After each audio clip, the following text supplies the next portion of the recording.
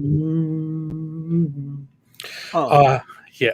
Hello, everybody, and welcome. This is the Apostate Prophet. I hope you're having a fantastic day, and I hope I'm having a fantastic day too. you Uh, can't because you're a cougher. yeah. Every day you're miserable all day.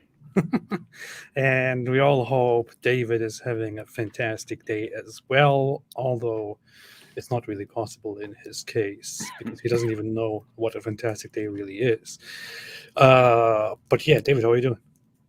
Hey, hey, what's up? How you doing? Good, good. Thank you. I'm going to mute you for a Powerful. second. I don't want you to speak. Just I, kidding. I can mute myself like this. How do you feel after the last conversation that we had on this channel? Um. Thank Oh, you. when you and Khalil were arguing for a long time. Oh yeah, yeah, yeah, Um. yeah, yeah, yeah, yeah. Um. Yeah, that was cool.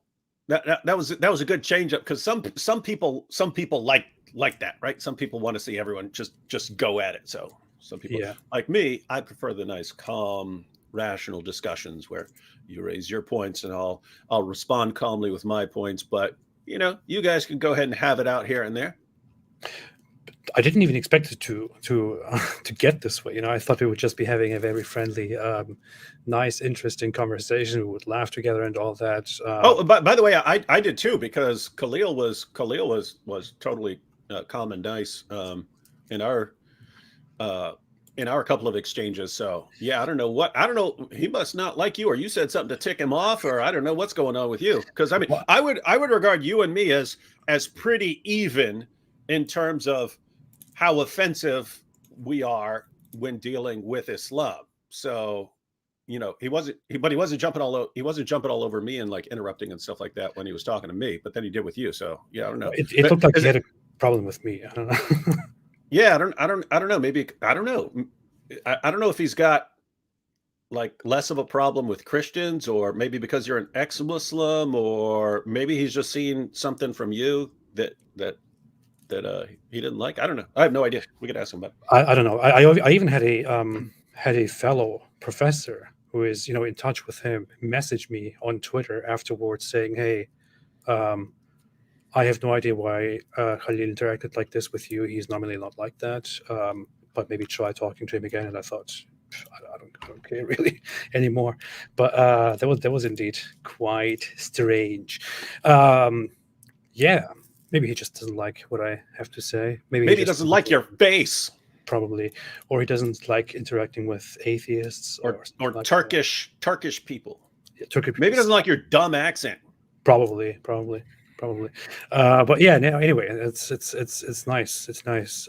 It's over now, and it must have been love, but it's over now. Must have been love, but it's over now. Yeah. Anyway, today we are going to respond to Farid response and one of his friends who was on his channel by the name of Abu Amina Elias, who's actually a convert. And I forgot what his name is Justin Parrott, I think. That's his name. His actual name, Justin Parrott. And he has this website called Abu Amina Elias where he posts hadiths and stuff like that. Very, very interesting guy. Uh, uh, it, in the name of full disclosure, I did not watch this video. I watched the very beginning, like I don't know, minute or two or something like that, and then this dude said that Islam abolished slavery, and Fareed seemed to agree, and Fareed made the most insane claim I've ever. Like, I don't even know. I mean, was he being deceptive, or did he really think? I can't tell because it's so. I've never heard this before. Like, of all the lies and insane, deceptive claims I've heard over the years in order to defend this, I've never even heard this one. And so this is amazing. Like it's, correct me if I'm wrong, but it sounded like Fareed was saying that Muslims can have sex with their Christian and Jewish sex slaves, but not with a pagan sex slave. I'm like, Oh yeah, what yeah, in yeah. the world? What sources is he reading? I don't even know. So I'm hoping he actually gets to what he's basing this on, because I have no clue what he's talking about. It's also funny that he sits there and nods while this other guy says that Islam abolishes slavery. I mean, he's also the same guy who then listens to Daniel Kikuchu argue for slavery, and he's like, yeah, good job, man. It's Yeah, it's that's the wild. puzzle. It's like, why is, I mean, if Islam somehow abolished slavery, then when someone like Kikuchu stands up, why do they cheer for him and say, "Wow, great defense of slavery"? Great defense. You have demolished the enemies of Islam by explaining how Islamic slavery is actually good. And it's weird because it's not even something where it's like debatable according to the Muslim sources, like mutta, right? So temporary marriage. You see a prostitute, you want to have sex with the prostitute, you want to pay the prostitute, no problem. Allah gave a halal path to that. You just do temporary marriage. You say you get her to agree, we're going to be married for an hour while I bang you, and I'm going to pay you, and then think of that as dowry or something like that. But it's the same.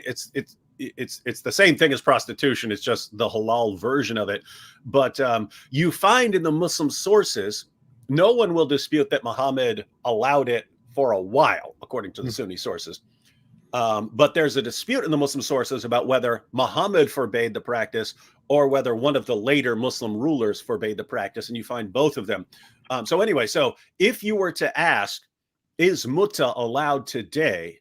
It would be debatable according to the hadith, right? You could look at it and you could say, okay, this guy, and this guy said that Muhammad forbade it.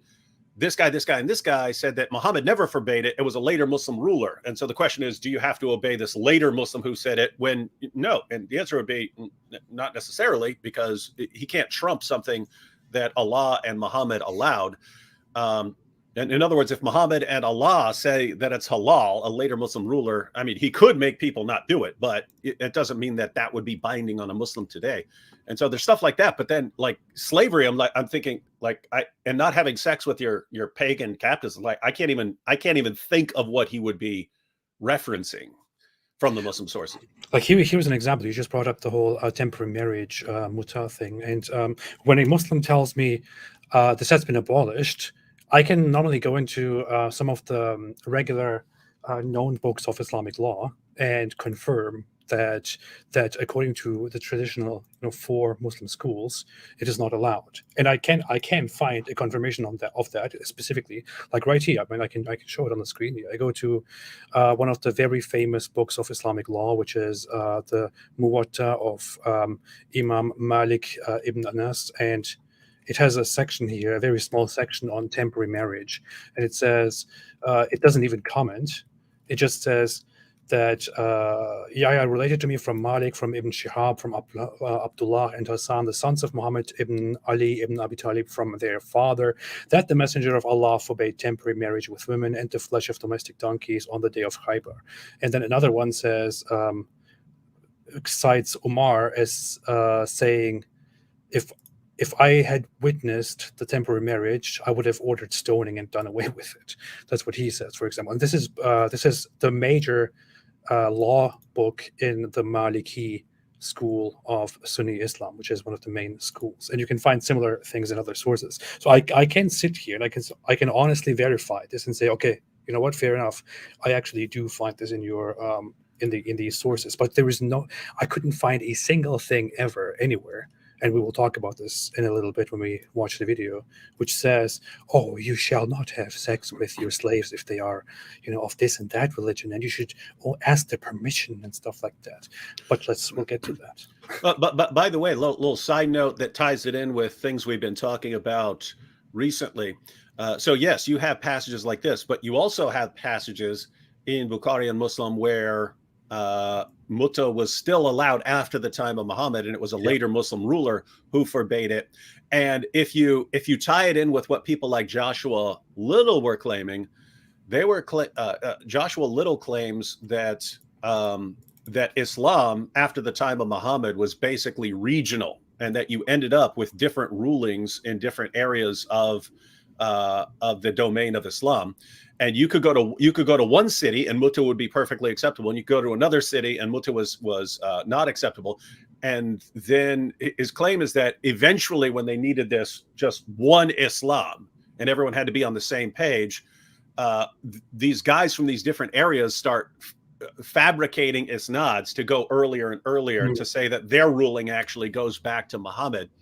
And then the response is that no, it doesn't go back to Muhammad. It went back to a later caliph or something like that, and so on. So that actually makes sense of why you have these competing claims, giving contradictory statements that are both considered authentic narrations, that are both in Islam's most trusted sources, and yet they say the exact opposite. So, I mean, someone like Fareed should notice, hey, you got a screwed up method if you have these completely contradictory claims in sources using the exact same methodology that you affirm as this gold standard of correct reasoning. Now, wait a minute, David. If we look at the narrators, we find that so-and-so was an unreliable person. You should know this. And oh, because, David, how do you not know this? all right, are you ready to watch the video?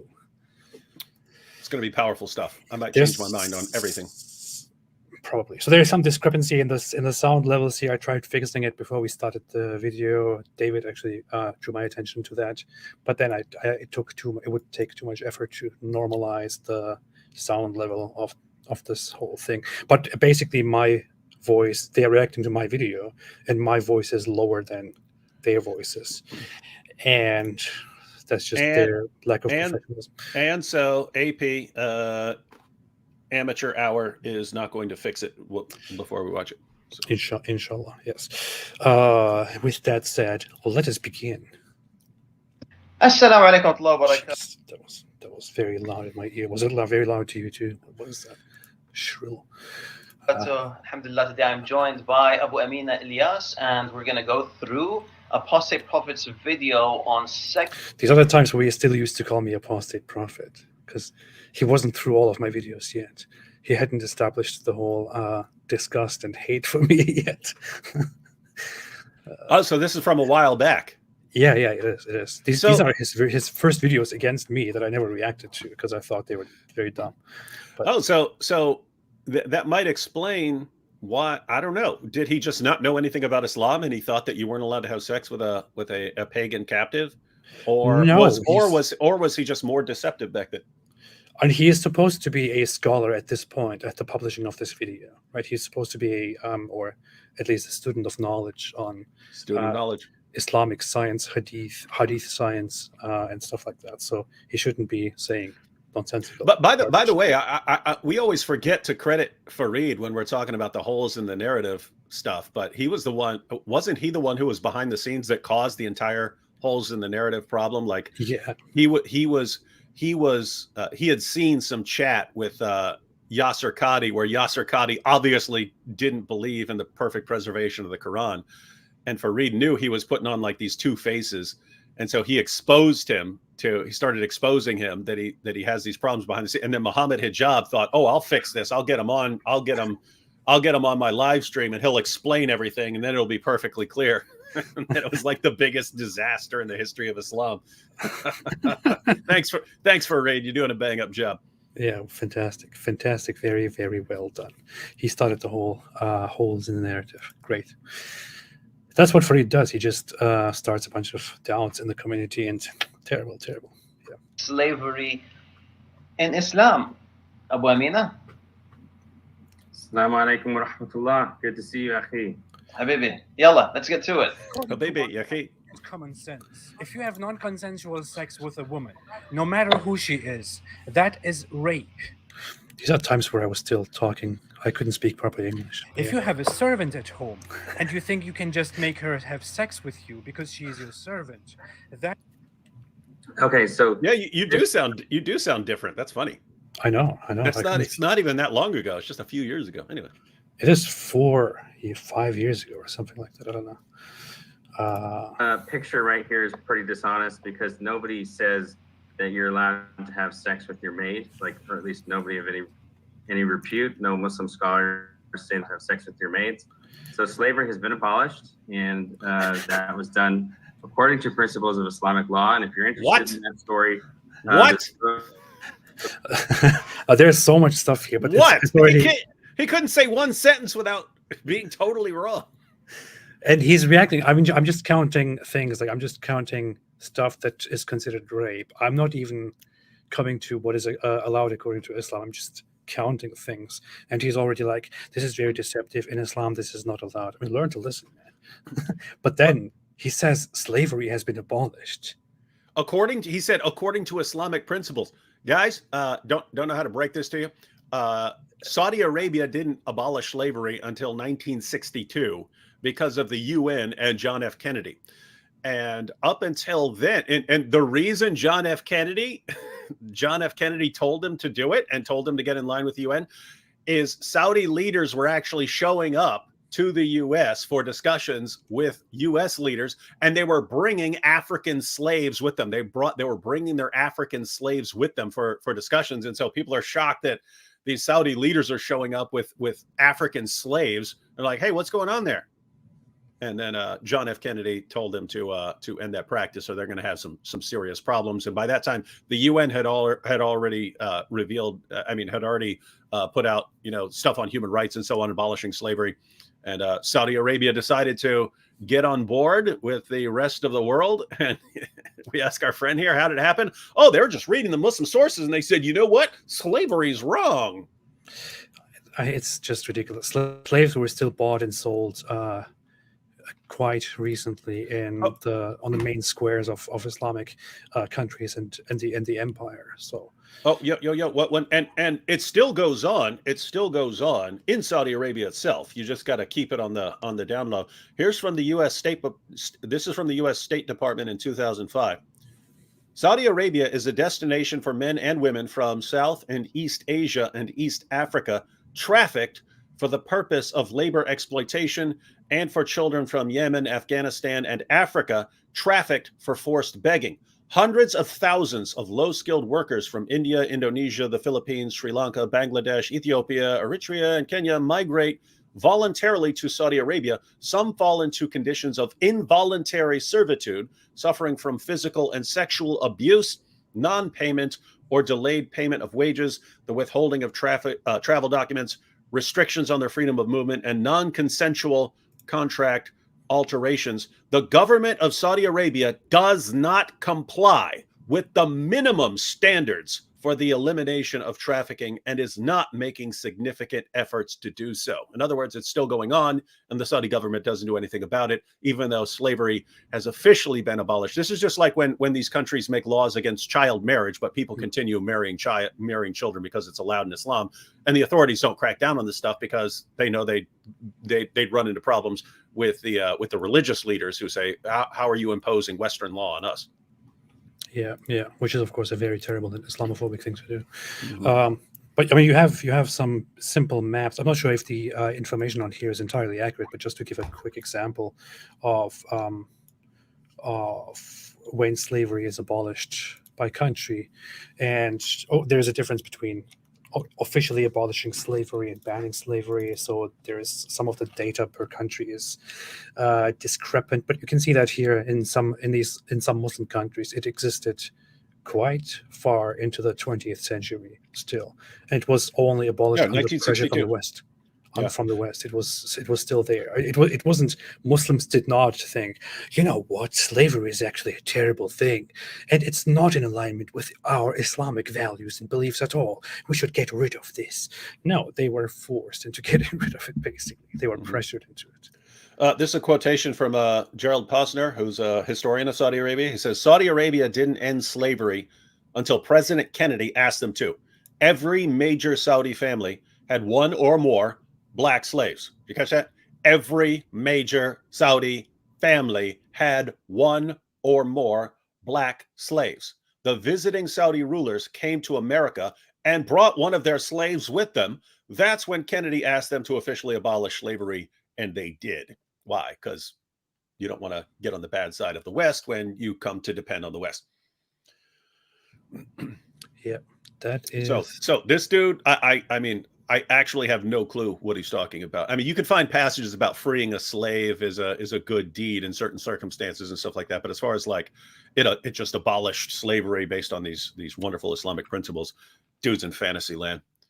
Yeah, I think that in the last caliphate in the Ottoman Empire, slavery was abolished in the 19th century. Although Wait, it still continued in practice in the Ottoman Empire. It was officially abolished in the 19th century, but it still continued in practice. And it was not abolished because of Islam. On the contrary, it was abolished by by political movements and groups within the country that wanted to push a reformation, modernization, and westernization of Ottoman law. So accrediting Islam for the abolishing of slaves is just completely ridiculous. It's dishonest. It's false. Yeah. Called Islam and the Abolition of Slavery. It's Oxford University Press, and it explains the arguments that Muslims made to abolish slavery. And so there's no more slavery, and therefore there's no more concubinage. And you can't make this analogy with maids, and nobody says that you're allowed to have sex with your maids. So that's a pretty dishonest picture right there. Yeah, that's literally what we just read from the U.S. State Department about what happens in Saudi Arabia, that people go there to be workers as maids. And how many times have we heard this story where someone from the Philippines or something like that goes to a Muslim nation to work and then finds out as soon as she gets there she's actually a sex slave? Yeah. Heard that over and over and over again. And the Saudi government, what do? Unless there's international pressure, they look the other way. They just don't care. Why? Because they know that, they think it's fine with Islam. Yeah. So anyway, point is, AP is not the one massively misrepresenting the situation with his picture of a maid here. Plus, I'm not even using the picture of a maid to say this is how sex slavery works in Islam. I'm just giving examples here at the beginning, and he's immediately jumping on it like, no, he's misrepresenting Islam. You see? It's weird. AP's a deceiver. Look at this grin on Fareed's face like, look, and now we're really schooling the apostate prophet. I hope he doesn't come back a few years from now and quote the Muslim sources to show what liars we are. Oh, no. Terrible. My opinion. That is rape. If a woman depends on you in any way and you have sex with her without her wanting it, or despite her explicitly being against it, that is rape. Sex with prisoners. But what if her parents consent? Not free humans would be considered. Just for the sake of thinking, there are slaves who willingly entered into sexual relationships with their masters, and I would like to know if he thought that was immoral if they consented to it. And it was also a way to raise their social status. So, I don't even.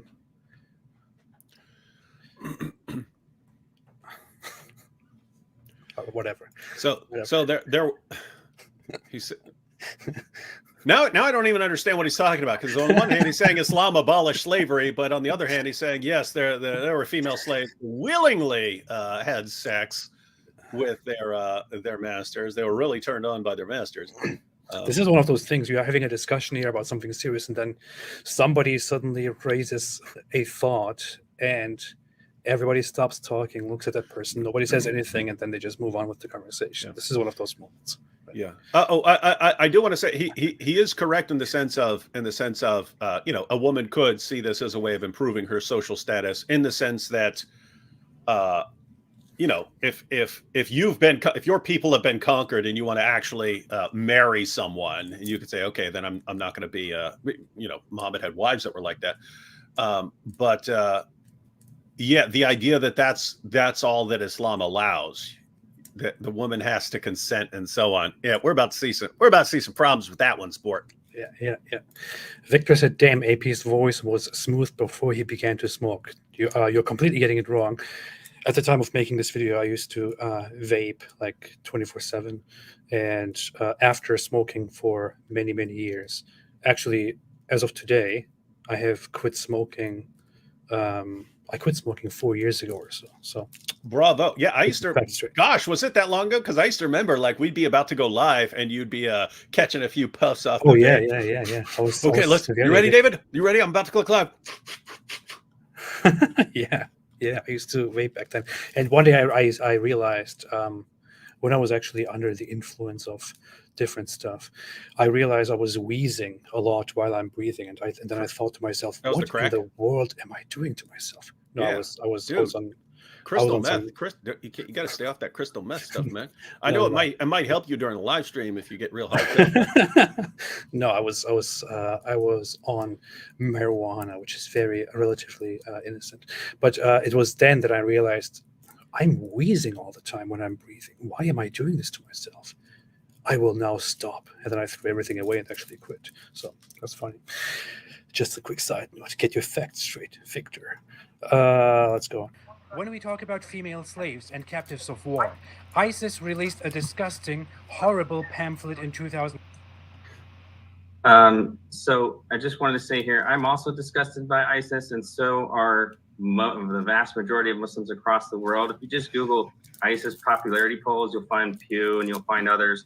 You'll find that they have very little to no popular support. They have almost zero popular support in Lebanon. Now, this is really problematic. It's what's funny is I'm not even giving ISIS here as an example for Muslims or all Muslims around the world. I'm just mentioning some important development that recently happened where ISIS did indeed publish such a pamphlet. But since he asks us to look at popularity polls of ISIS, I actually Googled it. And this is from 2015. It polls different countries and their views of ISIS, unfavorable, favorable, or don't know. It finds he is correct. In Lebanon, it's 100% unfavorable. But Lebanon is also a country that has a history with Islamism and is still, I think, majority Christian, and then Shia and Sunnis. They have a very complex makeup of people. But then the other countries, you actually find some, you find that even in Turkey, only 73% say unfavorable. And at that time in Turkey, everybody knew what ISIS is. 8% Yeah, that was one of the main areas. If you wanted to get to the Islamic State, lots of people go through Turkey. Yeah. You'd fly into Turkey and then travel to go join the Islamic State. You have Jordan, 94% unfavorable. Nice. Palestinians, 84. Nice. Because ISIS was against their struggles too. Nigeria, 14% favorable, 66% unfavorable. This is just Muslims. Malaysia, Senegal, you have Pakistan here. I wonder why he didn't mention Pakistan, which had 28% unfavorable, 9% favorable, 62% no opinion. I don't know. I wonder why he didn't mention all of these things and immediately went to Lebanon, which he would normally never cite as a country, to give an example on how people view Islam. So very, very interesting stuff. But yeah, no, I agree. ISIS is not very, very popular. And by the way, notice, some of these places, Lebanon, Jordan, they're pretty close. They're pretty close to ISIS. Yeah. These, in other words, it doesn't have to be. We think ISIS is really misrepresenting Islam with their view that you can take sex slaves as you can use your captives as sex slaves. It's not that. They could be horrified at certain things, but a lot of these people are also going to be. We do not want to be controlled by these people, right? And notice the further you get away, so you go way further east, like in Pakistan, or you go way further west, like in Nigeria, and the further away you get from them, the stronger the support is. So the most vehemently opposed to them are the people who could have conceivably been brought under their control and they didn't want it. Yeah. One question raised was here. Morgan said ISIS was against the Palestinian struggle. Partially, they actually officially declared war on Hamas, I believe, at a time where they were quite successful and causing a lot of turmoil in the Middle East, but not because they disagreed with Palestinian independence, but rather because they disagreed with the Palestinian authorities and with Hamas, how they handle things, how they seek their way through their own authority or through secularization, things like that. Whereas ISIS wanted them all to unconditionally pledge allegiance to the Islamic State and become a subject of the Islamic State, and their refusal to do so ended in a war declaration against them together with Israel. So I think that's how it went. That's how I remember it. But yeah, let's get back to the video.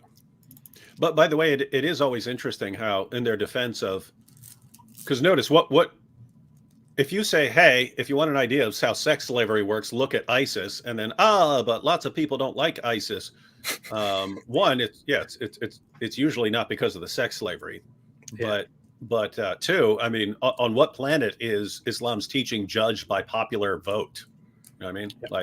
Like if a bunch of Muslims decided that they can, they can pray to pagan goddesses, you wouldn't say, oh, okay, therefore it's fine because that's, so many Muslims think it's okay.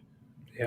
Metanik Abbasi added ISIS was against Palestinian jihadist groups because they were nationalist groups. Probably, yeah. I think that was my understanding to an extent.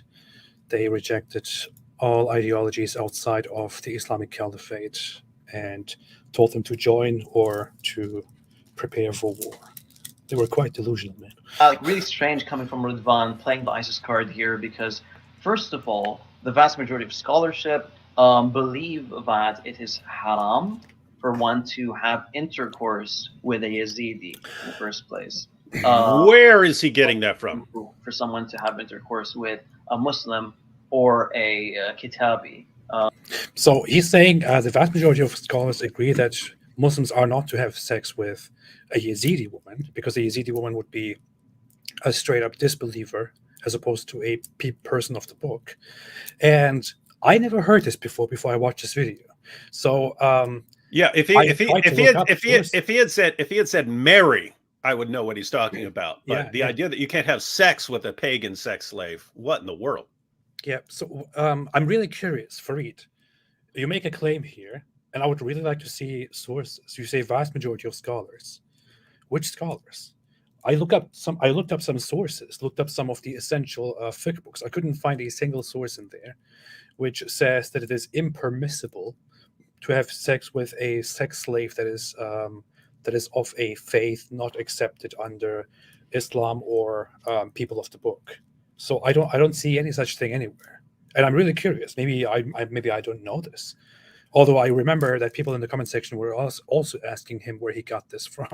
So I'm really curious. Where is this from, Farid? Yeah, I'd like to see that too. Because I mean, right now I have to, because it's Farid, I have to think he's making it up. But if we're actually wrong about this, but notice he's saying scholars. One, we'd first have to hear from these scholars, and two, we'd have to see what in the world this is even based on.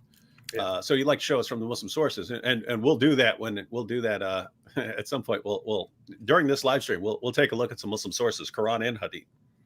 I mean, I went through some of the scholars, the ones that I have, and I went to the Muwatta of Malik, as I mentioned it earlier, Ibn Hazm. I went through Hanbali books, Hanafi books. I couldn't find a single scholar saying this is forbidden. They were just explaining how you can have sex with your slave, and that's it. No single source I could find that says this specific thing is forbidden. So, yeah, I'm really curious, Farid. Mm-hmm. What's up with that? A Jew or a Christian. So that's the first thing. However, they weren't consistent enough, ISIS, in that they were not consistent in the way they treated Yazidis, because they treated them as mushrikeen, as non-dhimmis when it came to going to war with them. However, they treated them as dhimmis when it came to having intercourse with them. So there are these clear double standards here. Look, notice everything he just said was predicated on his claim that you can't have sex with a pagan or a polytheist or something like that. Basically non-Muslim, non-Christian, non-Jew.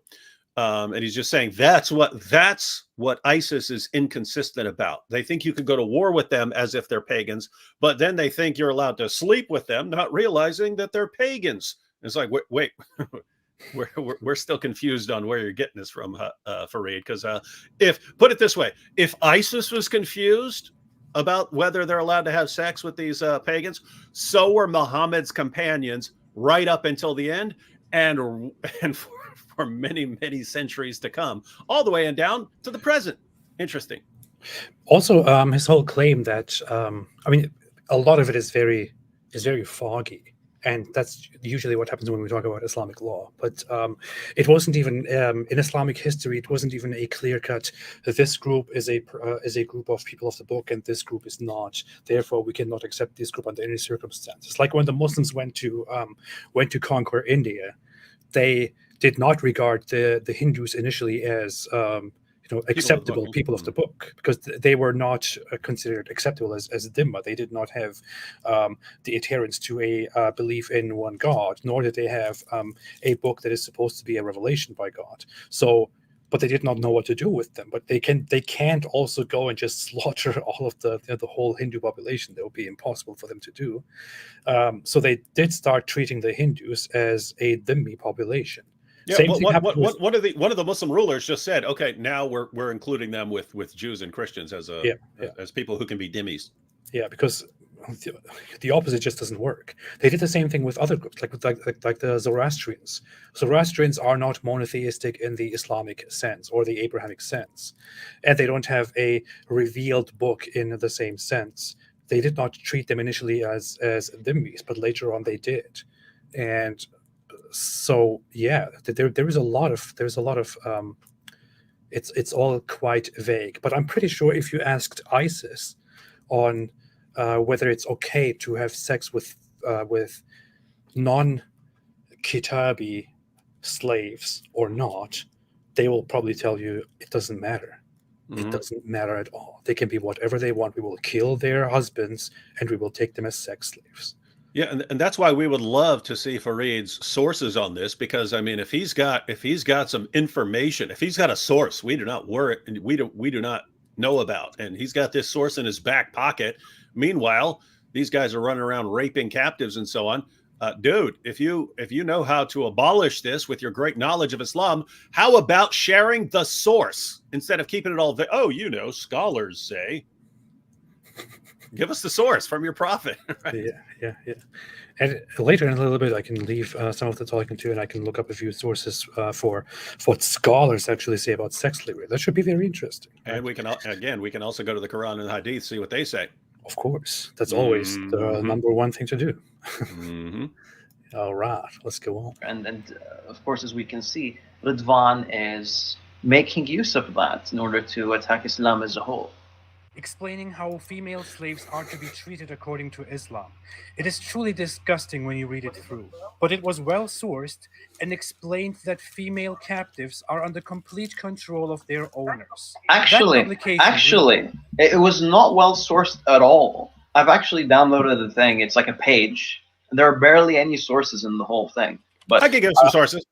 I can't argue against that. I don't even remember what the pamphlet really said. I downloaded it back then, and I think they had an English version of it, but that was so you were citing an ISIS document or something like that? Yeah, I was citing an ISIS pamphlet which they published about how to treat slaves. Just to give an example of a current caliphate that takes Islamic morality on slavery and sex slavery, and actually makes a publication on that.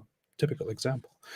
That's what I was citing, but I barely remember what it really said. But it was outlining these things on how the enemies of Islam are to be fought, their families are to be taken as slaves, and if the slaves then are the property of the Muslims, they own them and they can do with them whatever they want, but there are certain rules and so on. I don't know, long stuff. But we will go in a little bit into all the sources from the Quran and the Hadith. Yeah, whatever.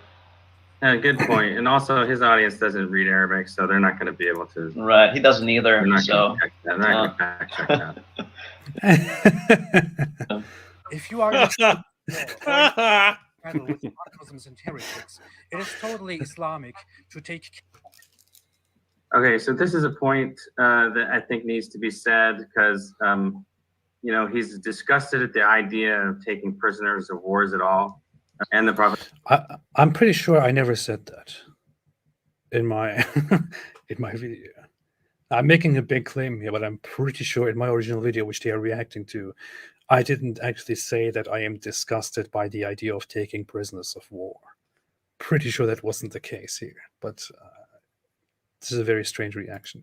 Sallallahu Alaihi Wasallam said, Istawsu usara khayra. He said, I enjoin you to be good to prisoners. And then because of this, there were Muslims that they converted to Islam. They were idolaters. They were taken prisoner, and then they converted to Islam because they were treated better in Islam than they were by these idolatrous religion. Yes, look at this. I mean, I just wanted to look up my original video here. If you are in a state of war, Muhammad's rape culture. Yeah, that's.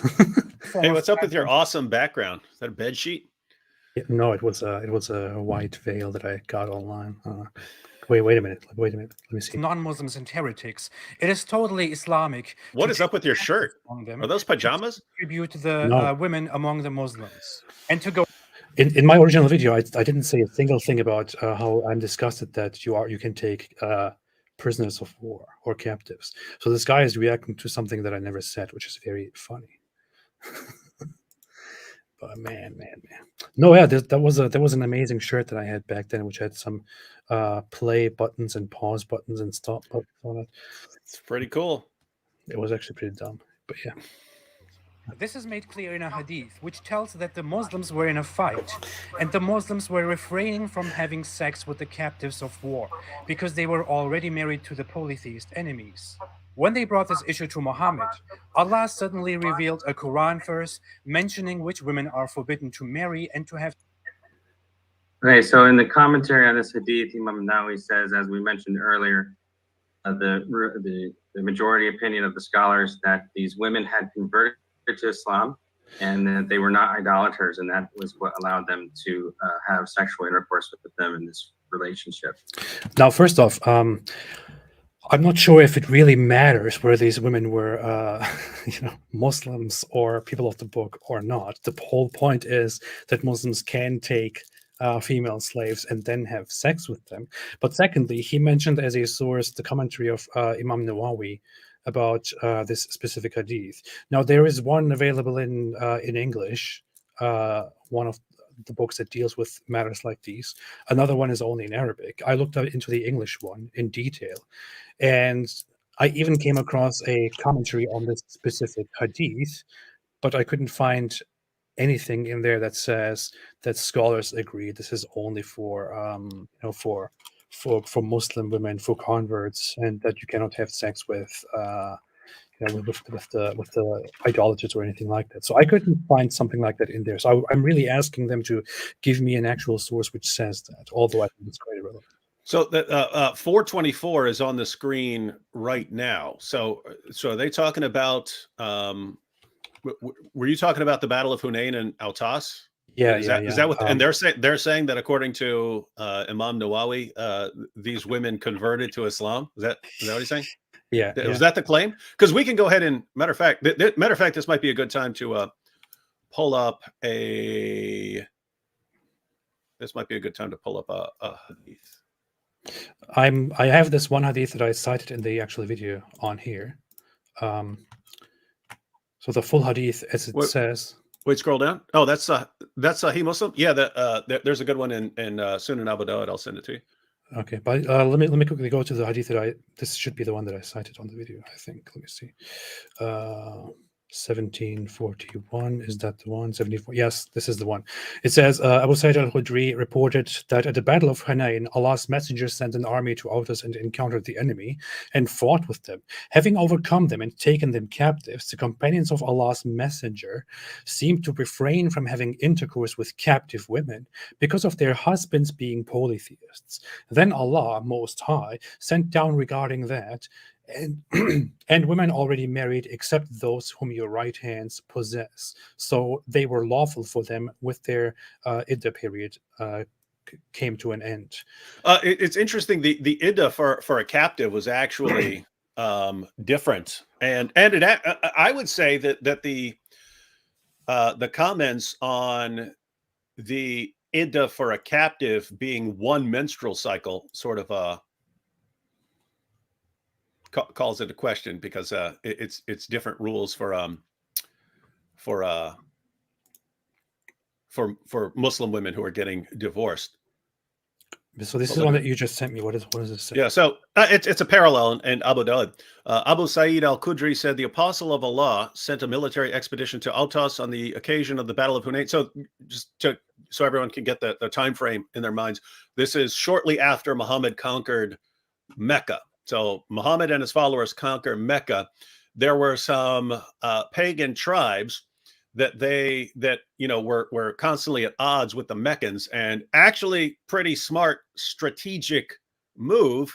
Muhammad decides to go fight the enemies, some of the enemies of the Meccans, right? To sort of that would help solidify his, the respect for him in their eyes. These tribes had an interesting war tactic in that they would bring their wives and kids with them to battle to prevent anyone from retreating. In other words, they'd show up to the battle with their wives and kids behind them, knowing that if they get scared and run, their wives and kids are going to be taken captives.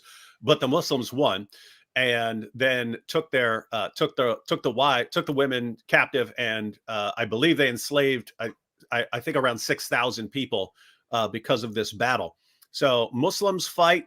Nice. They take around 6,000 people captive.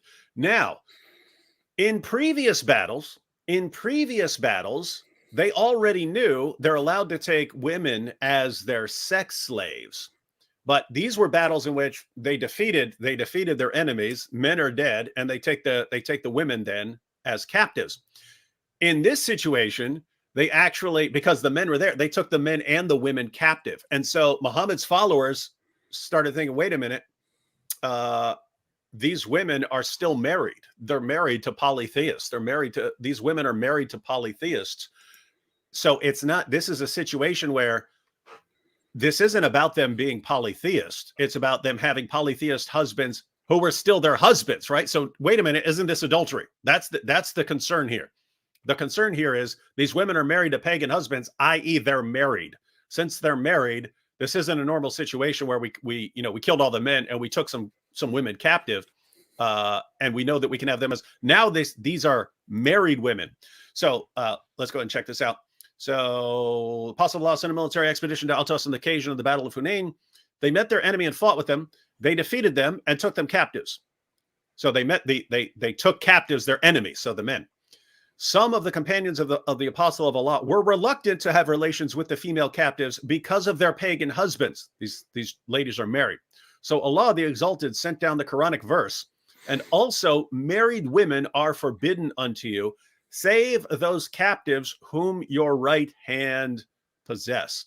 That this is to say that they are lawful for them when they complete their waiting period. So, hey, Muhammad, we need to ask you, are we allowed to have sex with these women who are still married to pagans?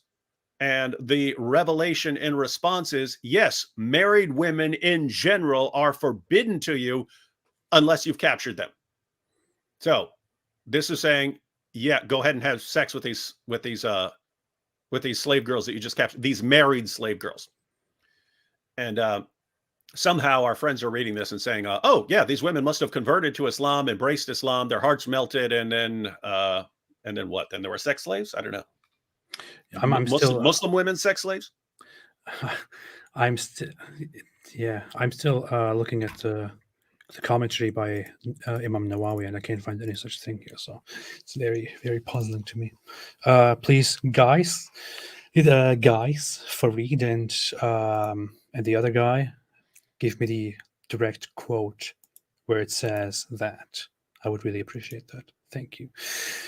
But yeah, and also quickly a reference to the Quran here. The Quran, apparently Allah sends down in this moment from his eternal speech this specific verse which says, and also prohibited to you are all married women except those your right hands possess. This is the decree of Allah upon you, and lawful to you are blah, blah, blah, blah, blah, blah, blah. So all married women except those your right hands possess, which means except slaves whom you own, whom you possess. So it doesn't in any hadith or in the Quran say that these have to be Muslims or anything like that. It just says married women except slaves. So if you have slaves, even if they're married, they are lawful to you. Let's go ahead and check out, since you just brought up the Quran. I just sent you 2 more passages which say similar things. There's also Surah 33 verse 50, where Muhammad specifically is told that he can have sex with his slave girls. But oh wait, you said 70, not 7. Yeah. 70:22. Yeah, it's going to be hard to read because it's a bunch of short verses. Matter of fact, let me just I will just read it for everyone, because it's a bunch of short verses, and you apparently have a problem just pulling up an entire passage instead of one little verse at a time. Why? Because it's amateur hour. Here, man, here you have it. Except Okay, the you got it? observers of prayer. Okay. Except the observers of prayer, those who are constant in their prayer, and those within whose wealth is a known right, for the petitioner and the deprived, and those who believe in the day of recompense, and those who are fearful of the punishment of their Lord. Indeed, the punishment of the Lord is not that from which one is safe. And those who guard their private parts, talking about good Muslims, those who guard their private parts, except from their wives or those their right hands possess. For indeed, they are not to be blamed. So notice you've got your as far as guarding your private parts, it's except for your wives or those your right hands possess. So there's 2 categories of people you're allowed to have sex with: your captives and your wives. Yeah. And that's the Quran. It doesn't say your wives and your captives who are Muslims or people of the book or something like that. That would have made no sense to them. And in these other 2 verses, it says pretty much the same thing. Those who got their private parts, except from their wives or those their right hand possess. Yeah. Yeah. That's it. Your slaves. Slave is. This is Islam, bro. Of war, because they were already married to the polytheist enemies. When they brought this issue to Muhammad, Allah suddenly revealed a Quran verse mentioning which women are forbidden to marry and to have.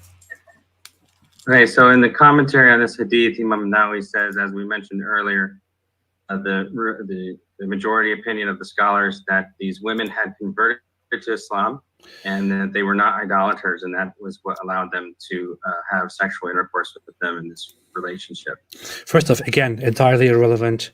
Secondly, please give me the source for that. Thank you. Yeah, I mean, and notice, guys, you have multiple issues here. One, whether Imam Nawawi says this. 2, whether the majority of Muslim scholars actually say this. And 3, what are they saying this based on? Right? What's the source that say all these polytheist women, as soon as they saw the Muslims approaching, they converted to Islam and really were sick of their pagan husbands, and they wanted the, as Muhammad Hijab would say, that deep down they wanted the men to come in and rape them. Yeah, thank you, St. Miles. Always appreciate you being here. See you again. But yeah, so it's such a weird objection to make. The women are captured as prisoners of war, and they think, oh, we will be better off if we just convert to Islam now that we are captives. So they are turned into Muslims, and then the guys have sex with them. So that is their excuse. If we even grant that they are actually telling the truth, how in the world does it make things different? And by the way, notice I have to regard their entire explanation as like beyond ridiculous and absurd, right? If these women suddenly converted to Islam after the Battle of Al-Tas, right? These women suddenly abandon paganism, convert to Islam. Are Muslim men allowed to are they allowed to divorce their husbands? Yes, that would be considered automatic. If a woman is going to convert to Islam, then she would have to divorce her polytheist husband. And so what would the question even be to Muhammad? Notice, according to their theory right here, these women saw the Muslim army come up, and they said, you know what, we're done with paganism, we're going to become Muslim women. Okay, so according to all the principles that had already been laid down in Islam, would these men be allowed to take these women as their own at that point? Yeah, what would the dispute be? What would they be even asking about? Right? And why would Allah need to reveal, oh, you can't have these, you can't ordinarily have married women, but in this case, it's okay to have sex with married women. Why would he need to? Why would that be an issue? Because according to their theory, these women converted to Islam, they would have divorced their husbands. What's the question? And yet they still come to Muhammad. Hey, what about these women who are married to polytheists? Wait, I thought these were Muslim women who wanted to leave their husbands. What are you talking about? That was easy, right? They could just divorce them, then they would have a little waiting period, and then the men could have sex with them. There is zero dispute here. And in other words, according to these guys' theory, for reading this other guy, there should have been no dispute. It would have been obvious. Look, the women have converted. Now we can go ahead and take them as our own. But that's not what's said. That's not what the sources say. They're specifically asking, what about these women who are married to these pagans? What do we do? That's the question. That makes no sense if these guys are right. So, yeah, we'd have to see your sources on this because I'm not buying it.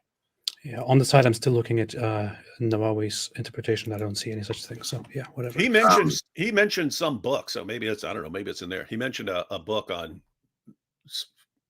how Islam abolished slavery, which is going to be, I mean, that's got to be hilarious. The fact that someone even made that book, but. So again, instead of viewing this as, the Muslims are stealing these women away, actually, these Muslims were taken from a misogynistic, idolatrous culture that literally treated them like property, and they were brought into the households of Muslims and became part of their family. Where are you getting this? Show us this. This guy has this convert syndrome where now I can just make up anything I want about how great Islam is. So those idolaters were apparently very, very misogynistic, right? They were very misogynistic, and the Muslims, they were totally like women's rights activists. They were known for for always being for the rights of women. So they took them in and were like, "Hey, dear slaves, who belong to us." In that other group, you were treated like dirt. You were treated like objects. Now that you are our objects and in our possession, we want to make you feel right. So please go and convert to Islam so that I can have sex with you abundantly, as much as you never had before in your life with your misogynistic husbands and your society. And by the way, it's always interesting, like the level of narcissism of guys like this. AP, if we wanted to know what Islam is really like for women in that time, for that century, whom should we listen to? This guy who read some book that is obviously insane by Islamic standards, or Aisha, who actually said that she had not seen any woman suffering as much as Muslim women. Right? Obviously, this guy. That's Sahih al-Bukhari. Aisha said, I have not seen any woman suffering as much as Muslim women. What was she talking about? She's talking about Muslim husbands treating their wives worse than pagan women or Jewish or Christian women. So, how do you get this? So Aisha is seeing all this first person. She's seeing Muslim husbands beat their wives until their skin literally was green from the beatings. And she says, my goodness, the pagans don't even treat their wives this bad. This guy comes along 14 centuries later. You know what? The pagan women, they just saw how great Muslim women have it. What with their green skin being beaten till their skin turned green by their husbands and so on.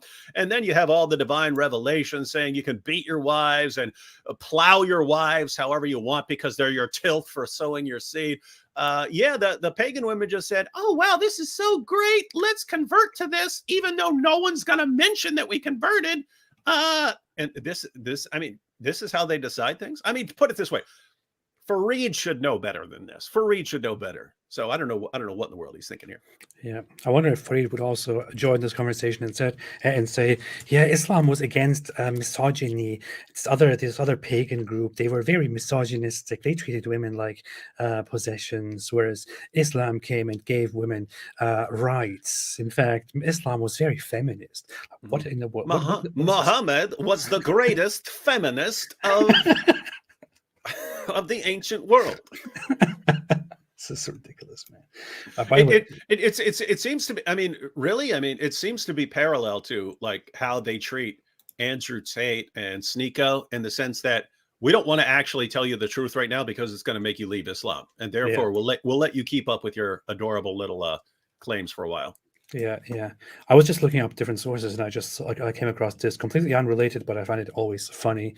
This hadith which says, "I was thinking of forbidding rila, which is having sex with a woman who is breastfeeding, until I remembered that it is done by the Persians and the Romans." So, and one of the narrators said, because he saw that it doesn't harm their children. So Muhammad is here, the legislator who comes in the mission, who is commissioned by Allah to deliver the divine law to the Muslims. He says, "I wanted to forbid this certain thing, but then I noticed that Persians and Romans are also doing it, and nothing really happens. So that's why I decided not to do it." What interesting, right? Yeah, and what's interesting is if he had forbade it, if in other words, if he wasn't familiar with it not affecting Persians and Romans, then he would have forbade it, and then Muslims would say, "You see, this is from Allah," and it's clear because there are a bunch of passages. It's a like this. miracle. Yeah. Yeah, someone should put all of these passages together into a long video. All the passages where Muhammad's trying to come up with his ruling on something, and he gets something from the Jews. Yeah. Or he gets something from some other group, the Persians or the Romans or something, because this happens a lot. Where I'm about to decide this. Oh wait, what do the Romans do? Oh okay, yeah. Let's go with that one. And this is the guy who's supposedly like divinely inspired. Divinely inspired. Yeah. I mean, don't Muslims read this and think, "Wait a minute, this doesn't make sense. How can he make laws? How can he forbid things or allow things explicitly because he sees other people doing it or not doing it in his own environment when he is supposed to just forbid and allow whatever Allah forbids and allows?" That doesn't really make sense. Is he Allah, or are the Romans Allah? Are the Persians Allah? We will never know. Starting to look like that. Starting to look like they're the true partners of Allah. Yeah, terrible. Yeah. Okay, so that's what actually happened, and not this narrative that he's just completely whitewashing the aggression of the other side and all the atrocities that they. I'm not even saying anything. I'm just reading the source here. Yeah, well, you're whitewashing everything by quoting the Muslim sources. Don't you know you're only supposed to listen to a Western convert who heard it from some book who supposedly cites scholars which can't, and yet we can't give any sources for it? Don't you know how things work in Islam? Something very weird just happened to your sound, and you sounded like you were speaking to us from a different dimension. Was it? Check. But then it changed to normal again. I don't know if that was just me. I don't know if I'm high, or if this was if everybody just heard that, but that was very strange sound. You're strange. Probably did against women. These women converted to Islam, and then they chose to have these relationships with the Muslims. Can we get one source on that? I mean, at this point, he's stating it as fact, and we still have not seen a source for it. Now, by the way, notice if there was an actual Muslim source on it, wouldn't it be okay? Sunan Ibn Majah, number such and such. This is where this is what says it. Yeah. People are saying that Jibreel or Satan is messing with the stream, but everybody else heard it too. Yeah. Allah has spoken. Sarah said, "You are getting a revelation, AP." So yeah, that might be it too. Women, this narrative that he's just completely whitewashing the aggression of the other side and all the atrocities that they actually did against women. These women converted to Islam, and then they chose to have these relationships with the Muslims. They chose. Oh my God, this is disgusting, man. I mean, notice, it's one thing to just make up stuff, but it's another thing to sit there as this smug convert scholar who wants to come and school the Islamophobes who are lying about Islam, and then to sit there and be like, yeah, no, he's completely not mentioning the fact that these women were treated terribly by the pagans, and Islam came and it treated them so well that they willingly converted to Islam and offered themselves as sex partners to the Muslim captors. Where in the world are you getting this from? Yeah, you're stating this as fact. We're saying we have no clue where you're getting this from. Like from as far as the Muslim sources are concerned. If you've read some book claiming this, that's great. But we can read Muslim books that say all kinds of things. They wanted to be raped. They wanted to become Muslims. They wanted to be raped. That's the other thing. They loved it. Notice that that's the parallel with Muhammad hijab. It's all these women are just waiting for Muslims to come along and then look, Muslims, they're so dreamy, and They're waiting to be conquered by the Muslims. It's like, dude, can you give us a source on that Please give before you state it as fact? Please give me a source. I mean, and then they sit down here and accuse me and others of making things shame on up, you. of twisting things, taking them out of context, not using sources. Seriously, man? Notice you're the only one so far that's actually quoting sources, right? I know. I know. By the way, small detail here. I believe certain anti-Muslim women would wish they lived in the medieval period, a period where if a war was won by the opposing side, it was conventional that people could be taken as booty. What? Not in Islam. Some historical accounts actually say some women would dress up for the capture. This is what Muhammad Hijab says. He thinks that certain anti-Muslim women actually want to be taken captives by wonderful, strong Muslims like himself. So, yeah. Source, Muhammad Hijab's sexual fantasies. And, yeah. Are you saying? Excuse me. Are you saying that these marriages were annulled due to their conversion to Islam, or? Oh, interesting. Yeah, because their husbands were idolaters. I see. And Okay. so because a Muslim woman cannot be married to an idolatrous man. Right. So marriage is Then what was the question for? Okay, but where What exactly? was the question for? Do you see what I'm saying? It makes what he just said makes no sense. They're specifically coming and asking, hey, are we allowed to have sex with these women who are married to pagans? And Allah's response, which totally contradicts what this dude just said, yes, you can have Muslim women as your sex slave. I mean, you can have women as your sex slave, not ordinarily, not if they're married, but yes, in this case, you can have married women become your sex slaves. Why? I mean, if Allah is saying, yes, you can have sex with these married women, and he's saying, no, their marriages were annulled. What's the question for, and what's Allah talking about? Allah says you can have sex with the married women. These guys are saying, no, that the marriages were annulled. And notice, I mean, it is very clear, no matter who you are, no matter what you believe in, no matter what you think about, I mean, it's very, very clear that this guy here is twisting things and talking complete trash, because the hadith is here. He's commenting on this hadith. The hadith is here. It says that they got captives in this war. The Muslims came to, some of the companions of Apostle of Allah were reluctant to have relations with the female captives because of their pagan husbands. So Allah, the Exalted, sent down the Quranic verse, and all married women are forbidden unto you, save those, except those whom your right hand possess. So they are still married. They're To their married. polytheistic husbands. But Allah is making an exception here and saying they are your slaves. Even if they are still married, you can have sex with them. But here is this convert guy who is saying, yeah, no, what this was actually about is their marriages were no longer valid because they converted to Islam. Although no source says this, but I know this because somebody wrote a book about it once. And through their conversion to Islam, their marriages were annulled, so they were no longer married. Therefore, they could have sex. What are you talking about? And why in the name of common sense is Fareed agreeing with this dude? Again, Because he's an idiot, because he just wants to agree with whatever his sidekick, whoever it is, says, whatever they say. He's dishonest. yeah. So, by the way, does everyone understand what we're saying about this making no sense? He's saying these women, once the Muslim army approached, the women said, "Oh, we're so sick of how abusive these guys are. We want this new feminist religion that supports us." And so we're going to convert to this wonderful feminist religion of Islam. And so their marriages are completely annulled because now they're Muslim women. The marriages are annulled, and now they can go be with Muslim men. That's all. That should all be straightforward. And yet the question that Muhammad's followers actually run up to Muhammad to ask is, hey, what about these women who are married to pagans? What are we supposed to do with them? And Allah's response is, of course you can have sex with these married women. Okay. So they're married. How have their marriages been annulled?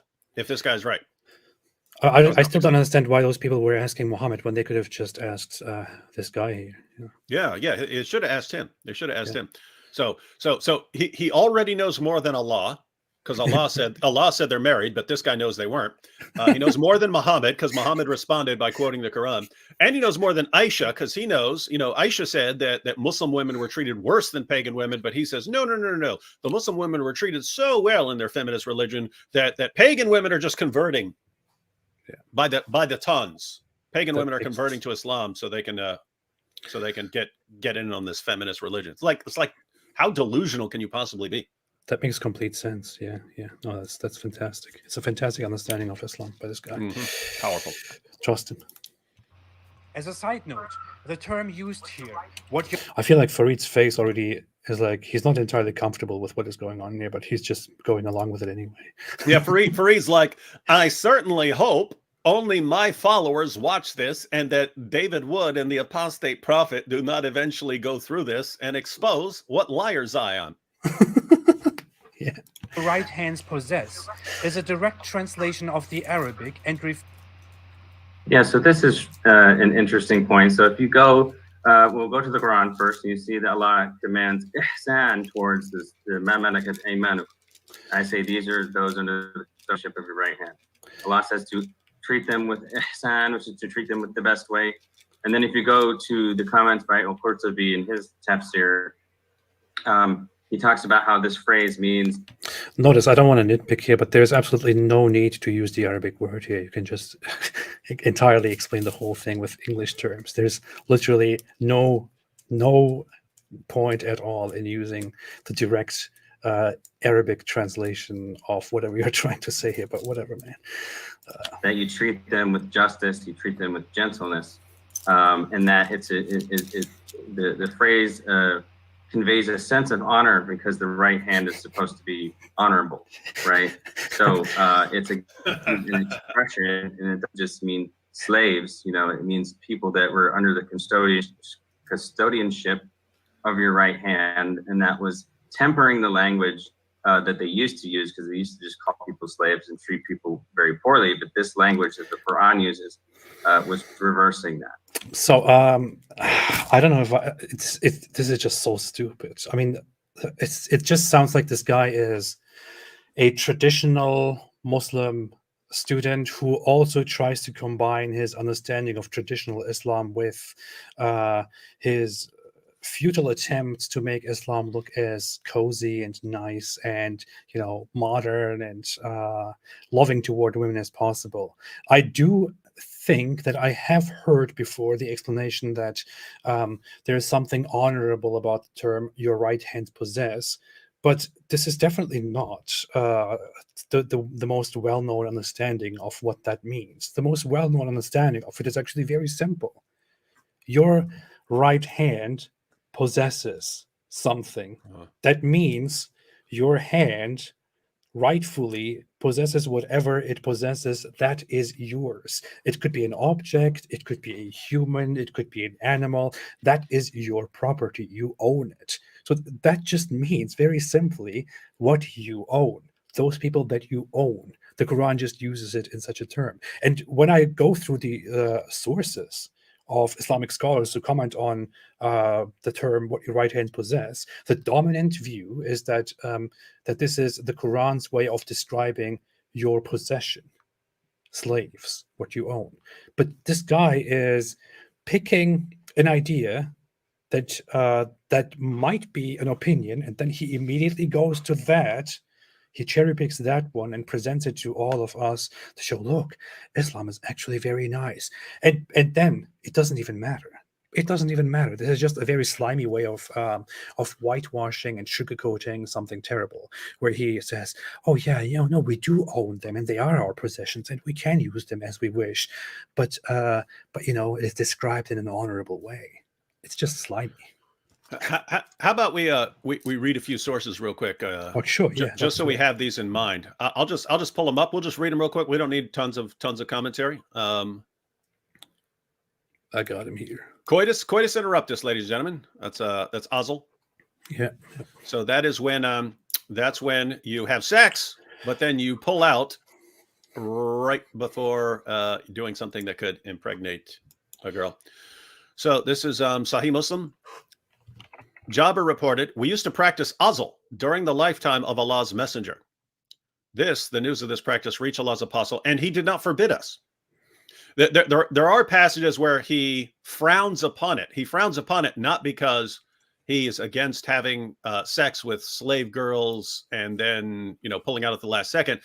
His only objection to the practice is that you seem to be trying to control who's going to be born. And his view is any child who's going to be born has been destined by Allah to be born. And so you notice, by the way, this is massively unscientific. He thinks that whether you actually ejaculate inside a woman has nothing to do with whether she gets pregnant or not. Let's go ahead and read some of these. Abu Sa'id al-Khudri, this is also Sahih Muslim. We took women captives and we wanted to do azl with them. We then asked Allah's messenger about it, and he said to us, verily you do it, verily you do it, verily you do it. But the soul which has to be born until the day of judgment must be born. So you are not actually stopping someone from being born if Allah destines a person to be born. Yeah.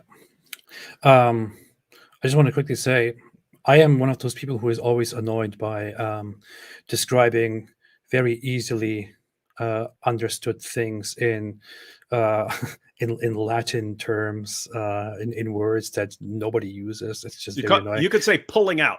Yeah, so this is basically just talking about pulling out. Coitus interruptus literally means interrupting sexual intercourse, right? I think that's what it means. And also, yeah, that's basically the same thing. But this is just talking about. So the Muslims come, they have captives, they have sex with them, but then they pull out because they don't want they don't want children to result from these sexual interactions. And they say, "Hey, we are doing this. What do you think about this?" And he says, "You could pull out, or you could not pull out, but it does not matter because Allah decreed that a soul would be born into this world, and if Allah has decreed it, then it will be born even if you pull out." Don't ask me how; it just happens. Yeah. I put up a couple more passages to you there in the chat. We can glance at these real quick, but this will help people understand.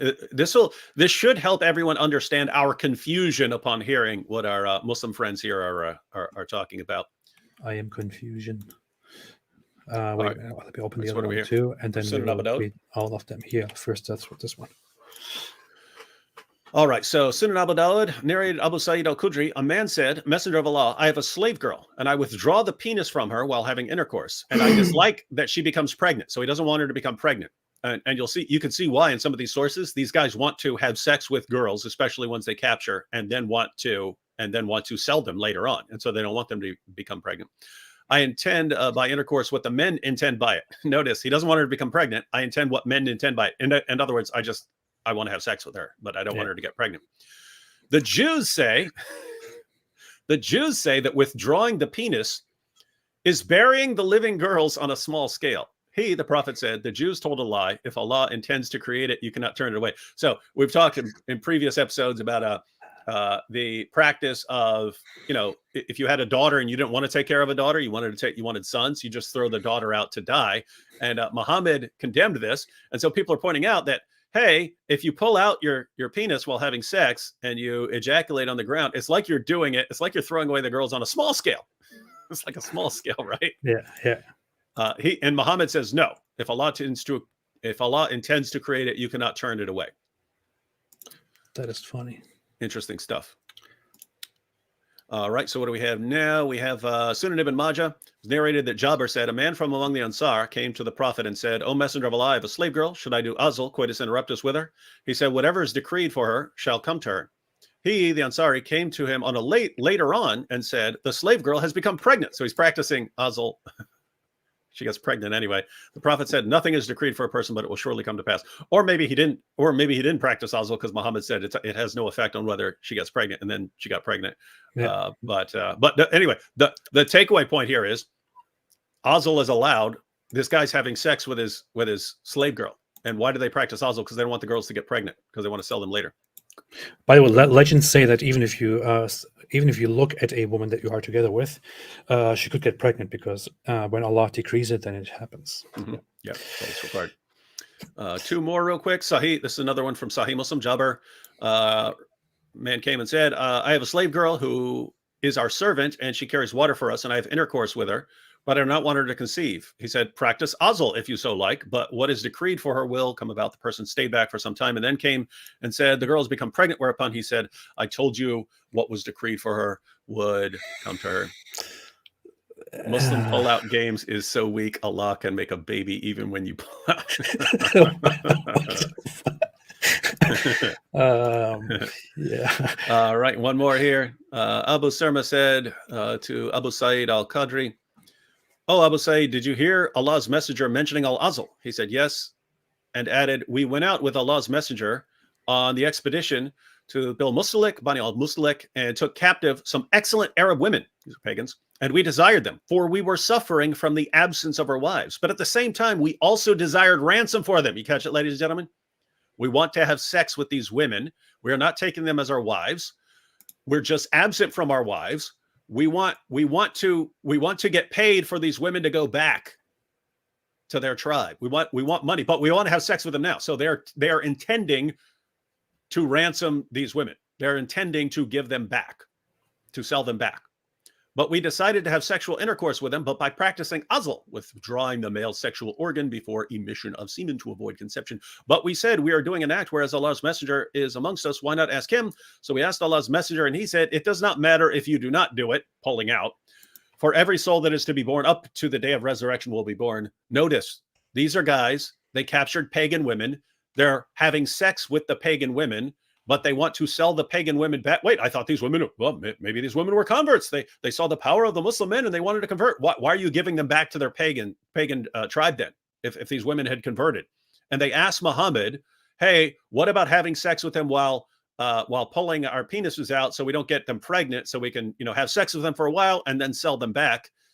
And then his only objection is to them thinking that they're controlling who's born and who's not.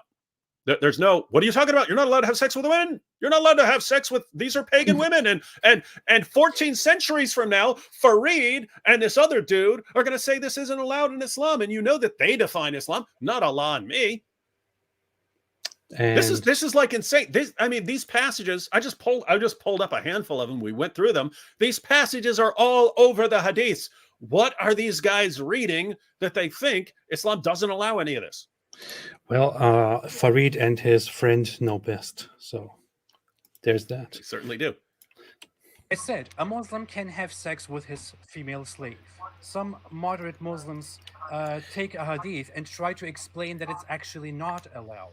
It is one specific hadith, Did you hear how I pronounced allowed back then? I'm terrible. which explains that Oh, a your man- pronunciations always suck. Thank you. I remember like 8 times I heard you say conquered. Yeah, I sometimes still say it. Conquer. Conquer. Conquered. The Muslims came in and conquered their enemy, because that's how it's spelled, right? Yeah, That's yeah, exactly yeah. how it's spelled. But Yeah, I learned most of the words that I learned from reading them, not from speaking them. So that is that. Just so everyone knows, that is the response. It's when you hear someone mispronounce a word, don't make fun of him, because he probably got that from reading, Yeah. right? And that's good. So it should be okay. his wife's female slave, and that Muhammad ordered to punish him. That's very dirty, because the hadith talks about a man having sex with That's his very dirty. Okay, I'm really glad that he brought this up, because this actually explains the issue pretty well, especially Moklin's comments on it. So if you look at the narration of Salama, when this happened, the Prophet ﷺ heard that this man had sex with his wife's slave. And he ﷺ said in this narration that he has to pay for the slave. But if he had forced her, means if he had forced sex upon her, then the slave is free and he has to pay the fine. Okay, so follow my logic here. So if he had consensual sex with that slave, he has to pay the fine.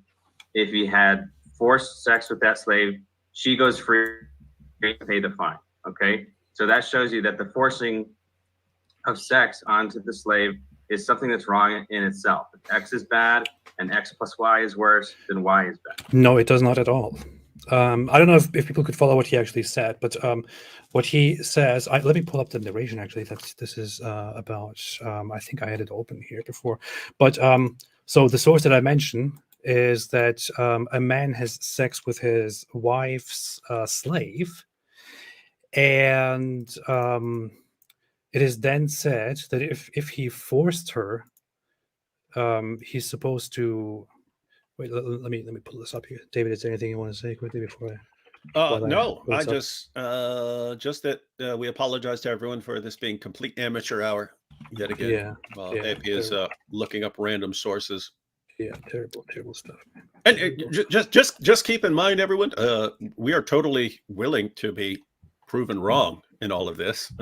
If we're somehow missing something, and all we got passage after passage after passage after passage after passage about taking women captive, having sex with them, and wanting to sell them back, not wanting them to get pregnant, and so on.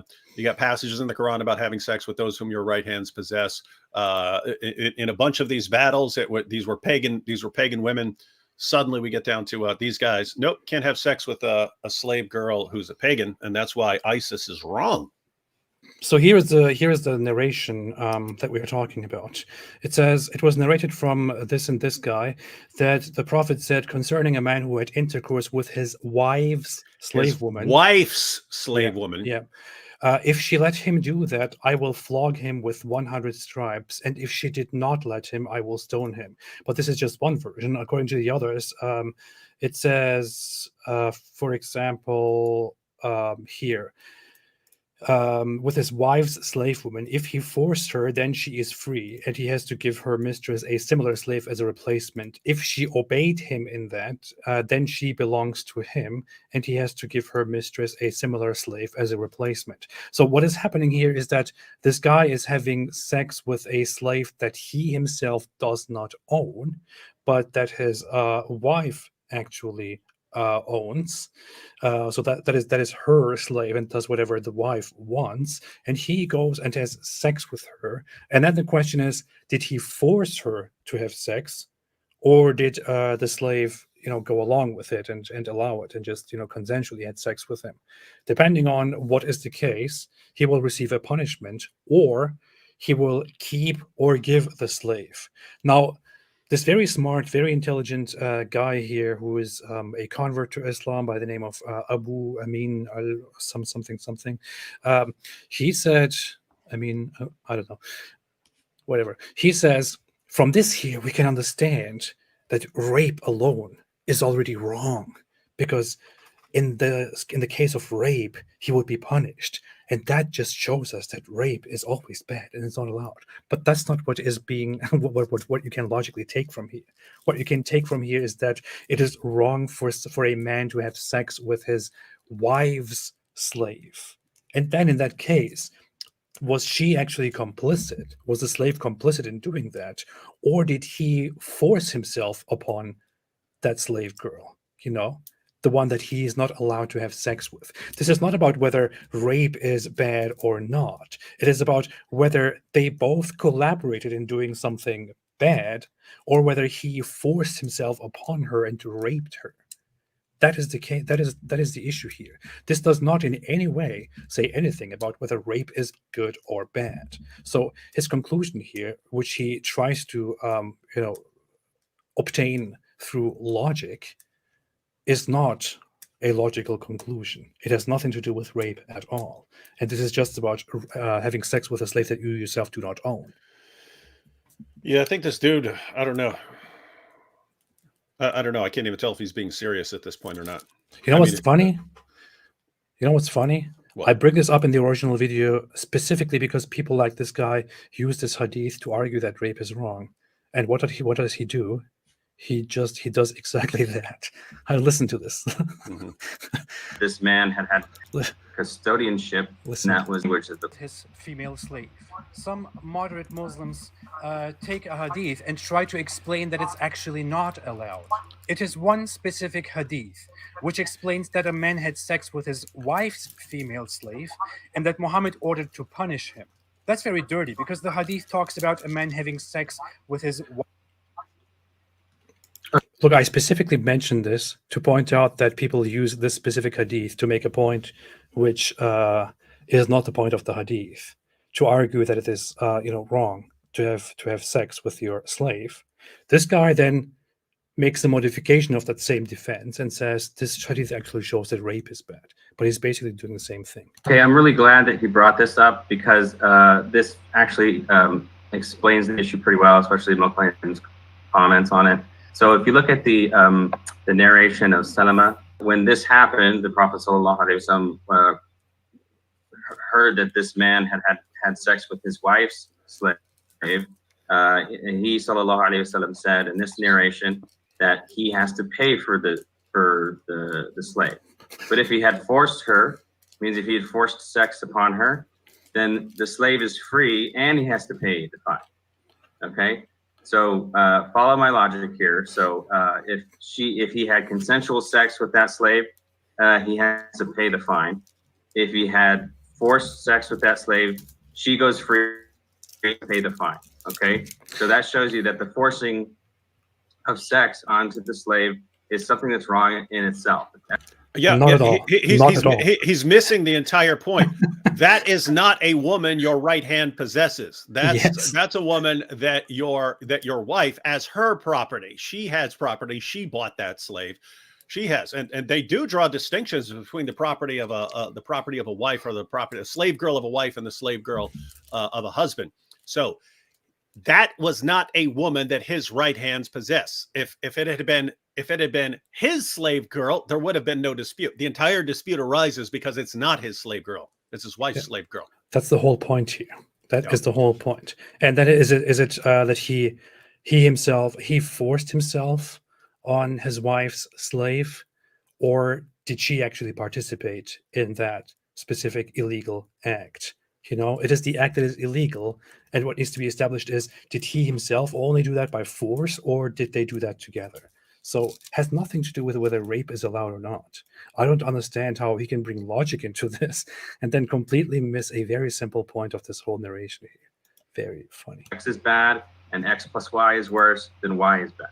Okay, I hope you follow my logic there. But Ibn al-Qayyim, he has some really good comments here on this.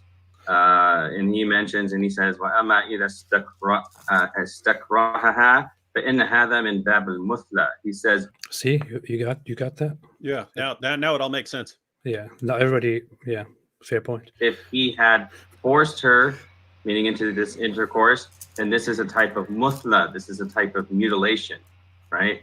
فَإِنَّ الْإِكْرَاهَ عَلَى الْوَطْءِ muthla. He said, إِكْرَاهَ عَلَى الْوَطْءِ muthla. Okay, the forcing into intercourse is an act of mutilation, and then he says it's jinaya, it's a criminal offense, and then it deserves a fine or a punishment.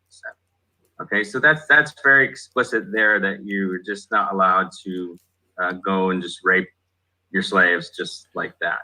Wrong. You can't Nothing. rape. You can't rape someone else's slave. AP, do we grant that in Islam you are not allowed to rape someone else's slave? I grant 100%. that. 100%. I grant that. That's not your property. That's someone else's property. The entire discussion we're trying to have is: does your own slave have a right to forbid and to say no? And nothing these guys are saying indicates otherwise. I mean, this guy is actually quoting a source in which the scholar explains it and says, if you go and rape a slave that does not belong to you, then this is a very severe crime. And he then says, this shows that you cannot rape your own slaves, which has not been said in any of the sources that you cited, which is not said in any source at all. So how could you be, I don't understand. You have to be either very dishonest to do this, or you just don't understand what you're reading. Something very simple, which should be very obvious to understand. Or is he just willfully ignoring the actual point and then reading into it because he just wants to believe that Islam, is so caring about women and their rights and stuff like that? I don't even understand it. But how can he be so obviously, publicly blind and dishonest? It's strange, man. It is weird. I mean, think about how easy this should be. He's saying that you're not allowed to have your way with your slave girl unless she gives her consent first, which flies in the face of everything we've ever known about Islam. But then when we say, hey, what's the source? He gives a source that has zero to do with anything, right? But I will prove to you that you can't rape someone else's slave. Oh, great. That's not what we were talking about. Yeah, nobody actually cares. And yeah, that's probably quite nice, but nobody cares, you know. He said that forcing the slave into sex is an act of mutilation.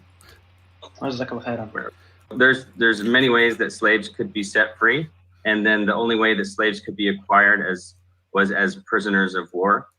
And then even the Prophet ﷺ or buying them their freedom.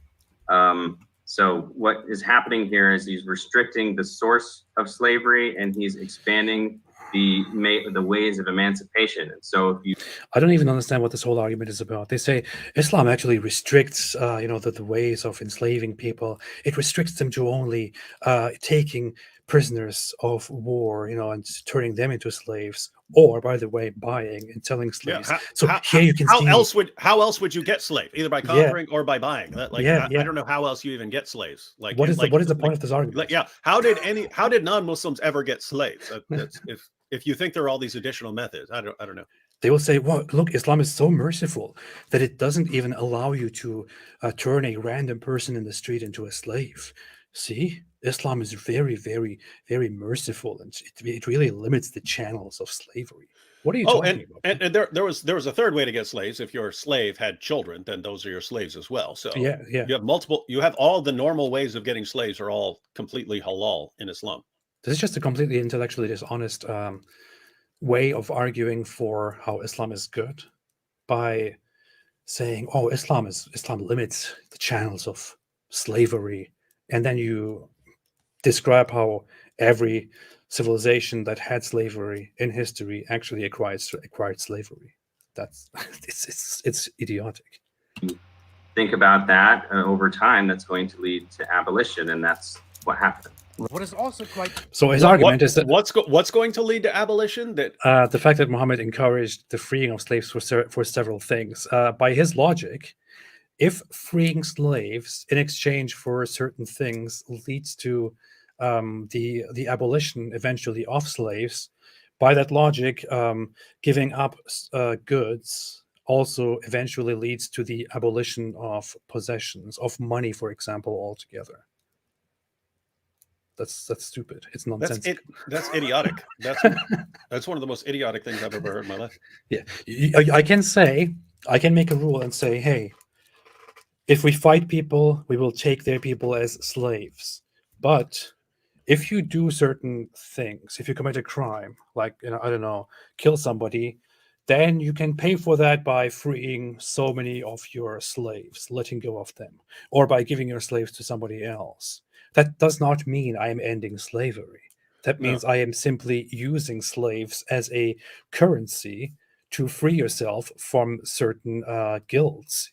Just as well, I could tell you, you can have all of the money that you get from your enemies, but if you commit such a crime, then you have to pay so much money in return in order to absolve yourself from your crimes. That does not mean I am against the possession of money. It's so simple, man. This is weird stuff. People have always freed slaves under various circumstances and so on. It doesn't mean like Greeks and Romans would free slaves under certain circumstances. I mean, Epictetus, one of my favorite Stoic philosopher, he was a freed slave. He started studying philosophy, and his master said, "Hey, cool, let's just go." And he started his own school of philosophy and so on. Therefore, the Romans ended slavery. What in the world would you be talking about, right? No, just because they, I don't know what this guy's talking about. Man. There's even there's a funny thing in a different video, I think, where I talked about slavery. I actually mentioned that, and I mentioned that in contemporary cultures, in the Roman Empire and the Sassanid Empire, they had similar laws about freeing slaves and treating slaves well, and so on. And in the Roman Empire, they, under the Romans, before Islam, they at some point instated a law which regulated the freeing of slaves, because people were freeing slaves left and right, and the society was getting full of people who are meant to be slaves, but who are freed by their masters. He then responded to that by saying, "Oh, look, he's even saying that the Romans made a law regulating the freeing of slaves. This just shows that Islam was beautiful because Islam did not make such a law." But these people are weird, man. These people are strange. This is indeed weird stuff. Disturbing about all of this is one of the final points that ISIS made in that pamphlet, and it's totally in accordance with Islam. According to Islam, a slave can be offered freedom for 2 reasons. Now, Okay, that's not actually true, because you could just free slaves. You don't even have to do that. There's a reward for just freeing the slaves. Let me bring.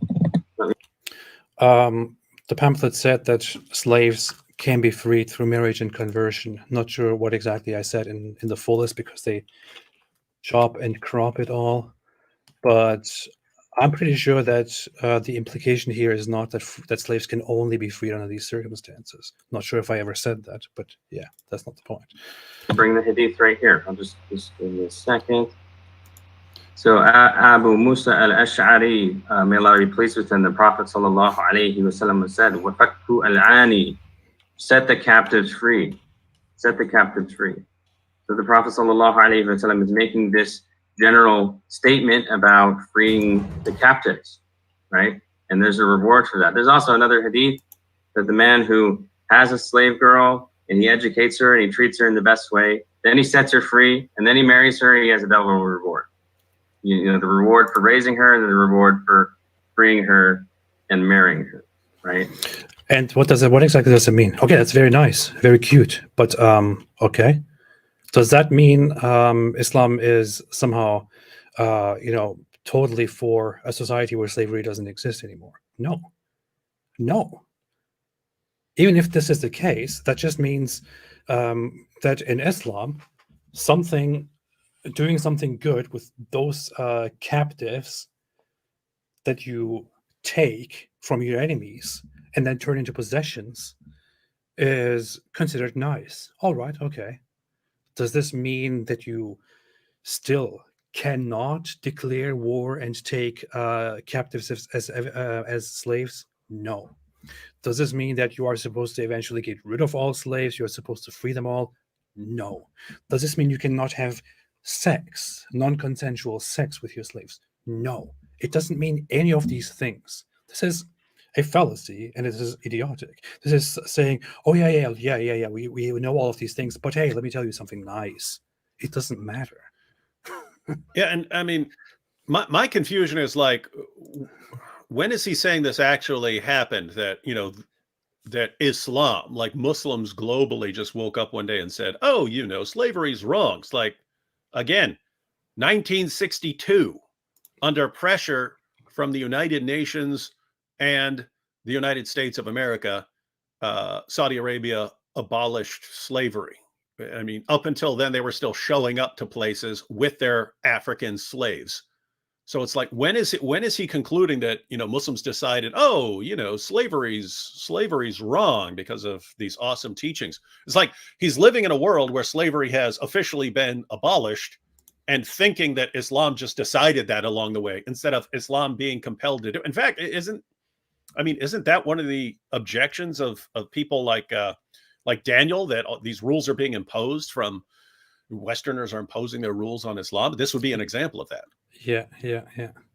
This is why Daniel Kikuchu, for example, when he argues for slavery and sex slavery, he basically says that considering slavery as out of as not acceptable in today's time would be rejecting Islamic values and adopting modern or Western values, and thereby getting rid of something that Islam actually promotes and contributing to the decline and demise of Islam. This is what Daniel Kikuchu, for example, says. And I'm pretty sure Fareed sat there and applauded Daniel Kikuchu in his debates where he argued for such things, or even made videos in support of Daniel Kikuchu after those debates. So it's quite slimy that he sits here together with somebody who has a complete revisionist view of Islamic slavery, but on the other hand, he himself does not actually believe that slavery has been abolished by Islam. And he even sides with others who are completely for slavery in modern times. Terrible, terrible, Powerful dawah. absolutely powerful. So he is, acting like this is the only route for freedom for these people, and that's just not true at all. And the Quran does. Now, here's the funny thing. I just went to my actual video, which they're responding to.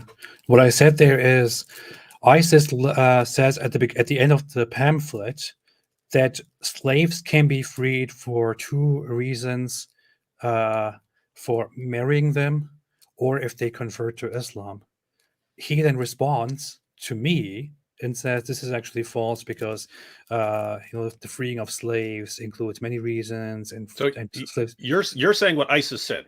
Yeah, I'm saying what ISIS said, and then I'm he's actually destroying you for repeating what ISIS said. Yeah, and I'm actually making the argument there and saying ISIS lists marriage and conversion as reasons to free slaves, and then I go on in the video and basically say this. Let me actually play what I'm actually saying here. This is terrible. Nice pajamas, by the way. Yeah, thank you. No sound. And it's totally in accordance with Islam. According to Islam, a slave can be offered freedom for two reasons: marrying them and conversion. Oh, wait a minute. Okay, I said Islam. Shame on you. I did say Islam. Okay, I take that back. That was on me. Yeah. But again, that doesn't mean that this is limited to those two things, right? Now think about freedom for two accordance with Islam. According to Islam, a slave can be offered freedom for two reasons. Okay, but why did I say at the end of the pamphlet? So ISIS says that it's okay to beat them as long as it's only for disciplining. What is also quite disturbing about all of this is one of the final points that, it is about one of the final points. So that's why ISIS says that it's okay to beat them as long as it's only for discipline. What is also quite disturbing about all of this is one of the final points that ISIS made in that pamphlet. And it's I am describing the points that ISIS made in that pamphlet, and at the end of the pamphlet, ISIS makes the point that the slaves can be freed according to Islamic law through marriage totally in accordance with Islam. According to Islam, a slave can be offered freedom for two reasons: marrying them and conversion. Okay, no, I see why he would react like this to that. What I'm doing here is I'm addressing the ISIS pamphlet, at the end of which they count these two reasons to free a slave.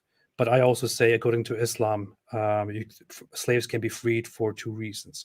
I must say, when I listen to this now, it looks like I am actually misrepresenting how you free slaves in Islam. Would you agree with that? AP admits he lied about Islam. That's your title, guys. And by the way, notice it's like they can make 50,000 false claims in a row, but as soon as you're talking about an ISIS pamphlet, but you say Islam in the context of discussing an ISIS pamphlet, and you say this is why you could never trust him ever again.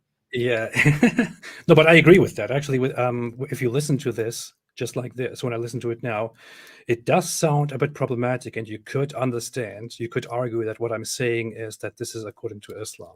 That according to Islam, you can free slaves for two reasons. Although I did not say that these are the only reasons, and I did also explain in the video and in previous videos that you can free them for, to absolve yourself from sins or crimes, or just because you want to. But yeah, fair point. This does sound a little bit problematic. But the point that I was actually making here is... Now think about that a bit deeper. No one wants to be a slave, especially not the sex slave of some desert warlord who invents divine verses in his mind. You do sound very different, man. Freedom through marriage. I know. I sound. I'm wondering what you're going to sound like 5 years from now. You might sound like totally different. You're like, "Hello, everyone. This is the apostate prophet." Well, I was also using a different microphone that was kind of making my voice sound kind of different from what I have right now. Like right now, I have a more accurate representation of what I actually sound like. And then you got your hair looking like Johnny Bravo or whoever. You're offering them something that they probably don't really want, but also something that they probably shouldn't refuse. But Muhammad doesn't really care about the consent of women in general anyway. Okay, so the point that I'm making here in the video is basically that ISIS adds two conditions under which slaves can be freed. which are marriage and conversion. And think about it: if you are a slave and you are offered two paths of freeing yourself from slavery, which are converting to Islam or getting married, you will probably be in that state okay with accepting these two either of these two conditions in order to become a free person. So, by the way, I'm impressed. You got about 200,000 views on a video with just you in front of a sheet, wearing your pajamas. I know, and your messed up vape voice, and your ridiculous Turkish German hybrid accent that no one can understand, and you don't know how to say any words, and you're making all these horrible blunders saying, there are only two possible reasons to free a slave in Islam, and you still get 200,000 views. That means that people, at the end of the day, people just like the information you're presenting. Or people just follow me and they don't even know why. I don't know. Yep. Maybe that's weird. That's the case. I don't know. We will never know.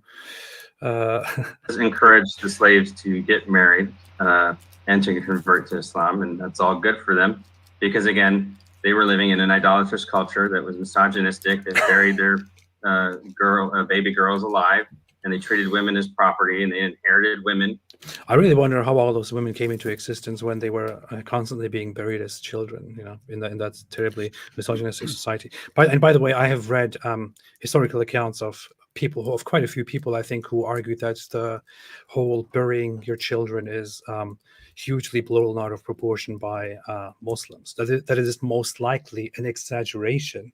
I think I even talked to Robert Hoyland about this, and I asked him, and he also said that there is no way of knowing whether this was common practice, although it was, and the whole practice of female infanticide did exist in pre-Islamic cultures and in pagan cultures around the world. It was motivated by people not being able to take care of children. So they are incredibly poor, they can barely get anything. They have a daughter and they think, this daughter is going to suffer and she will not be of any use for us. We need a boy. So they bury the girls. But there is no source, no actual evidence that this was extremely common and that the pre-Islamic polytheists would do that in very high numbers or anything like that. And this also conflicts with the whole idea that Muslims also present, which is that the pre-Islamic era polytheists used to take unlimited numbers of wives. Yeah. Yeah. Yeah. The problem, if they're killing all their girls, then there shouldn't be all these, because that's also a defense of polygamy in Islam. It's like, and they say, oh, but they had to because there were so few men and so many women. It's like, wait, why were there so many women if all the women are being tossed out in the desert to die when they're babies? This dude did just complain that among the pagans you would inherit slaves and so on. Let me read a passage from Ibn Taymiyyah. So the question that was asked to Ibn Taymiyyah, a man married a maid slave who bore him a child. Interesting. Would that child be free or would he be an owned slave? And Ibn Taymiyyah said, her child whom she bore from him would be the property of her master. So this is actually her child, but he's saying that the child would be a slave, just because it's the child of a slave. Her child whom she bore from him would be the property of her master, according to all the imams, the heads of the 4 Islamic schools of law, because the child follows the status of his mother in freedom or slavery. So whatever your mom is, that's what you are. If your mom's free, then you're free. If your mom's a slave, you're a slave. Yeah. Whatever your mom is. You are whatever your mom is. Your mom's such a slave. You are too. In Islam. Welcome to Islam. To other men and things like that. So this is the culture that those women were fleeing to Islam, which honored. Fleeing. Like, where's he getting this from? It's some book that he mentioned, and he hasn't been able to give us a single source, and every source he gives us is completely misrepresented. This is weird. This is so funny. He's talking about women who are taken as captives as a result of a war, and he's describing them as fleeing from their own culture. Yeah, they're running, man. They're running from it. They're running into the arms of Muslims. Again, The I mean, delusion. this happened multiple times, but in the one we were talking about earlier, the reason the women and children were there was not because they're running out to flee. It's because these tribes had a practice of bringing their wives and kids with them so that they would stand their ground at all costs. No, they were running. They were running because they were being mistreated by this misogynistic culture where Islam Yeah, the is women were completely running out. feminine. They said, "Yay, we too want to be beaten until our skin turned green." Them and gave them rights. Alhamdulillah. But Muhammad doesn't really care about the consent of women in general anyway. I must say that Farid is I don't know how he would describe that, but it looks like the whole time through half of the half of this stream here, he is sitting there not really comfortable with what is being said by the other guy. He can't be. He knows this is nonsense. But he also doesn't want to say anything. I mean, his face just gives off this whatever vibe, but he doesn't want to say anything. Yeah, That's very pathetic. His face gives off the actually AP's totally right here, but he's still going against Islam, so I have to oppose him. Yeah, terrible. Wow. Since these are also his words, her silence is her consent. I think this is interesting because Content. this hadith is one of the strongest proofs against forced marriage, because what the Prophet ﷺ said prior to this is that the woman has to consent to her marriage. Right. So you're not just allowed to force people into marriage. Right. And some women were shy and they wouldn't speak up, and that's why he said this. But it's really funny. Not funny. It's ironic that he's citing this hadith, and it just proves the exact opposite of what. And now look up if I ever made a video in which I said Islam forces women into marriage. Women have no choice. Forced marriage is an Islamic phenomenon that was established by the fundamentals of Islam. I haven't done that. So why in the world are you using this and saying that this is ironic because this is proof that consent is required in Islam, when I had never made such a claim, when I never argued otherwise?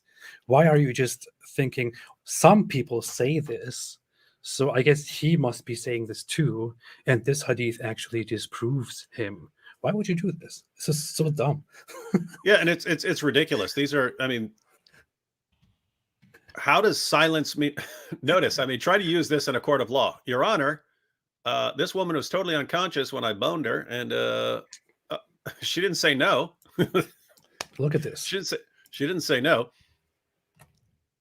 Well, this is the hadith that we are talking about, the hadith in question, which says, narrated by Aisha, I asked the Prophet, O Allah's Messenger, should the woman be asked for their consent to their marriage? He said, yes.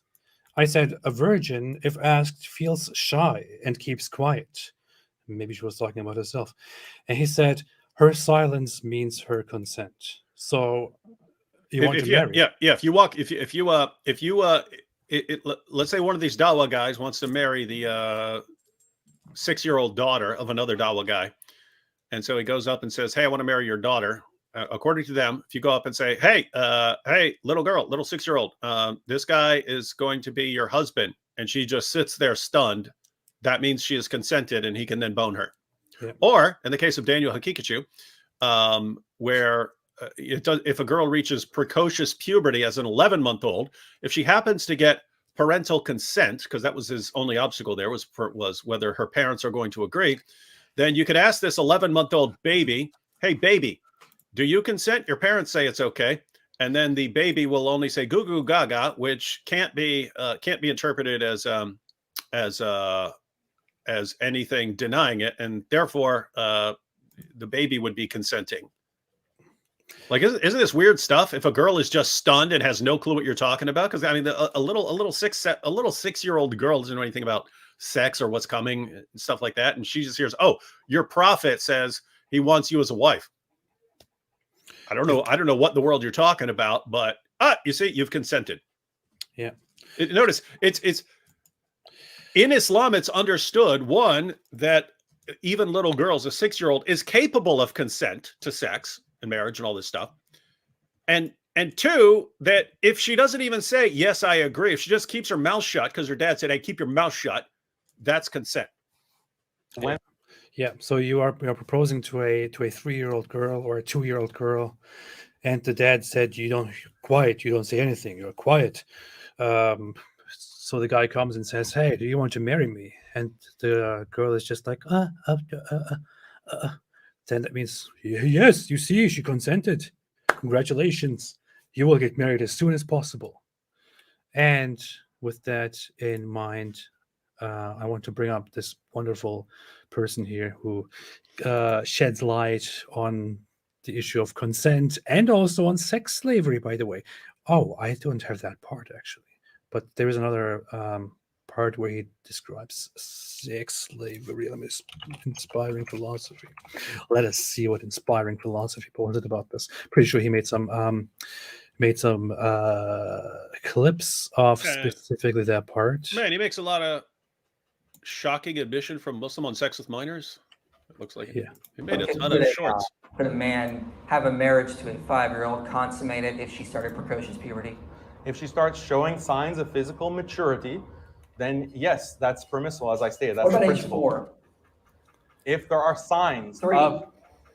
So this is something that becomes biologically impossible because precocious I have puberty, a study there are that shows no... it goes as early as 11 months. All right, well, that's something that the parents would not...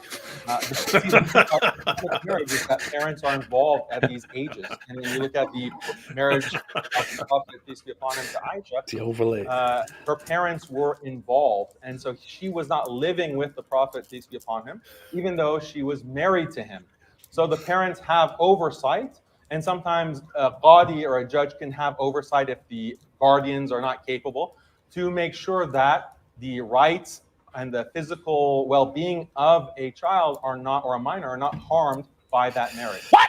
Because if you can start fertilizing a female as soon as she's showing signs of an imminent fertility, the period, menarche, then that will maximize because you secured the female right at the beginning, the start of when she will potentially... But you can still have sex before you start maximizing fertility, right? When the body is physically mature, according to Islamic law. Do you know what precocious puberty is? Okay, so I'm looking for a specific part where he actually talks about slavery, but taking a slave as... taking a 5-year-old as sex slave, and Daniel says it's okay. But yeah, I don't have that part. It is pretty insane there. He's talking about, sort of pouncing on them as soon as they show signs of fertility, and inspiring philosophy points out that an 11-month-old can reach precocious puberty, where she gets puberty as an 11-month-old. And Daniel's only response is, well, but in theory it would be fine, but her parents probably wouldn't allow that sort of thing. So if you had parents who say it's okay, you could actually be having sex with a pubescent. Keep in mind, guys, as sick as this sounds, the Quran allows sex with prepubescents, and Muhammad had sex with Aisha when she was prepubescent. So Daniel, as disgusting as this is even better than his God and his prophet. But even according to his much better version of Islam, you could be having sex with an 11-month-old trying to get the 11-month-old pregnant. Yeah. You could be having sex with an 11-month-old baby trying to get that baby pregnant with another baby. This is wild stuff, man. And here's this part that I'm actually wanting to look at. Well-being of a child or a minor are not harmed by that marriage. What about, because you've tried to justify sexual slavery after a war. So what if a man finds a 7-year-old, let's say, started her period? Could he take her back as a sex slave? So that's a whole different debate on slavery and concubinage. I'm just talking about the minor aspect. Would that be fine? Yeah, so if a girl is any age, she can be taken as a sex slave, right? Yeah, as opposed to being left to die after war. So women can't take care of themselves. They would need to be taken by the men because they're too capable of caring for themselves. Only about 10 seconds left. Yeah, a 4-year-old, a 7-year-old, an 8-year-old. Not talking about the women and the children.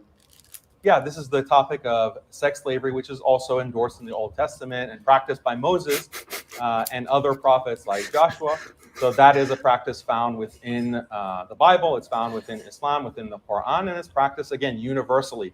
And yeah, of course, this is very. You can find this laid out in the Bible. You can find this in all of the scriptures. You can find this in all the books that have ever existed in the world, in all the religions.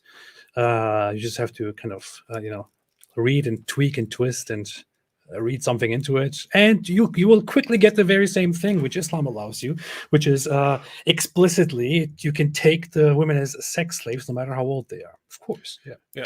Everybody knows that. In the Old Testament, you had to marry a captive if you were going to have sex with her. Not that everyone did that, but that was the legal requirement. You had to marry her. Uh-huh. But yeah, you heard it. If you find a 7-year-old or a 4-year-old on the battlefield after you have defeated the opposing enemy, and you see that they are having signs of early puberty, it's fine. Just take them home, make them your slaves, and you can have sex with them. That's what Daniel Kikuchu says. Even a 4-year-old or a 7-year-old, as they have just mentioned. It's not what I'm saying. This is what the Muslim apologist with the Predator on his laptop is saying. So, man, looks quite. Think about the problematic. irony. I mean, that dude literally could have got any laptop in the world. He went with the one that says Predator on it. And I'm guessing it's not because he's a big fan of the movie Predator. No. I don't know. He's trying to prove. And can we just appreciate how heinous this claim is that he's making, that Right. the religion of a fourth of humanity is a religion that's built upon rape and sex slavery? I mean, that's just so heinous and crazy. Let's not lose sight of the fact that that's just really a terrible. Yeah, if a fourth of humanity believe in this, and you complain about things like, sex slavery in Islam and all the stuff that ISIS is doing and all the stuff that's been going on for 14 centuries, and what's next? Are you going to complain about wife beating when a fourth of the world believes in Islam? How dare you? Terrible. Hey, the next thing you'll be telling us that you have a problem with Islamic death penalty for apostasy. I mean, come on! You object to being slaughtered in the name of Allah when a fourth of the world's population believes in this? Shame on you! Terrible. Shame on you objecting to this when so many people. Just imagine if you applied that to Islam, right? Like all these Jews and Christians are the worst of creatures. Like, what? You're saying that? Christians, the biggest group in the world, is the worst of creatures? Shame on you! And don't what you're complaining about the doctrine of the Trinity? You know that's what the biggest religion in the world teaches. Shame on you! Like who thinks like this except in defense of Islam? You complain about Jews saying Ezra is the son of Allah. How could you possibly suggest that such a large religious group that existed for so long believes in something so? Oh, wait a minute! Nobody actually believes. You're complaining about Jews when not one of them ever has ever said this? Yeah. No. By the way, notice these dudes like they flip out. They flip out when you say, "Hey, Islam says you can free a slave for these 2 reasons." But there's another one you didn't mention in your discussion of this ISIS pamphlet. But when their own God says the Trinity is made up of Allah, Jesus, and Mary, and Jews say that Ezra is the son of Allah, and Jews actually worship Ezra as the son of Allah. They got zero problem with it, no problem whatsoever with their God and their prophet. Now, notice, if they were talking about you, right? If they're talking about you, AP said there are these 2 things, but we've got another one. We've got another one beyond those 2 reasons for freeing a slave. That's a reason that you should be disgraced. But I mean, think about it. You're a human being. You're a mere human being. According to them, Allah Almighty and his final prophet can say things that are completely factually false, and they have zero problem with it. That is, I don't know. I find this stuff fascinating. And I just want to bring this up here because we have talked about this abundantly. The Quran makes this false claim that Jews say Ezra is the son of Allah in chapter 9, verse 30.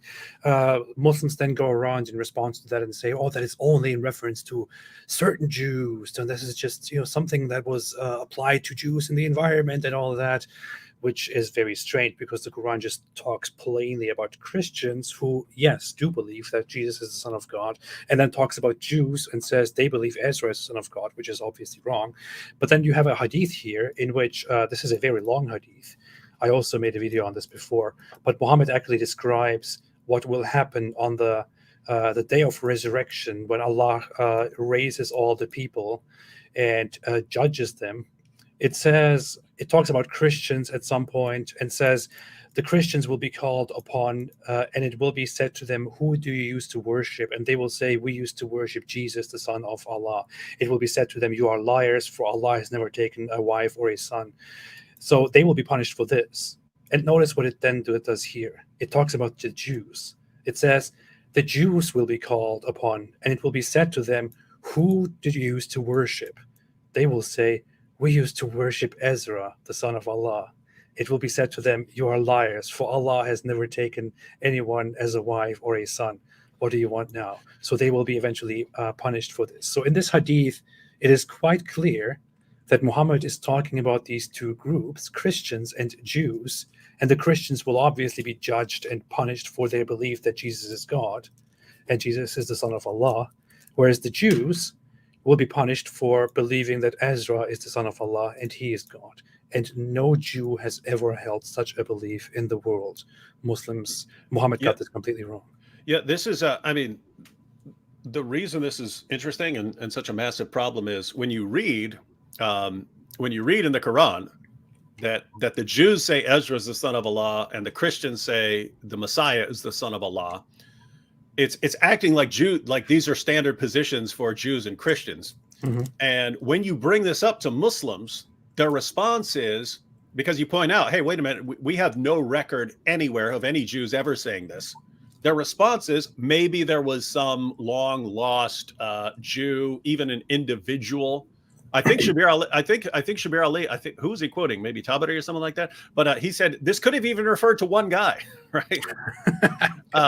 I think that was Shabir. I think that was about this. I'm trying to think, was that in regard to a different objection or something like that?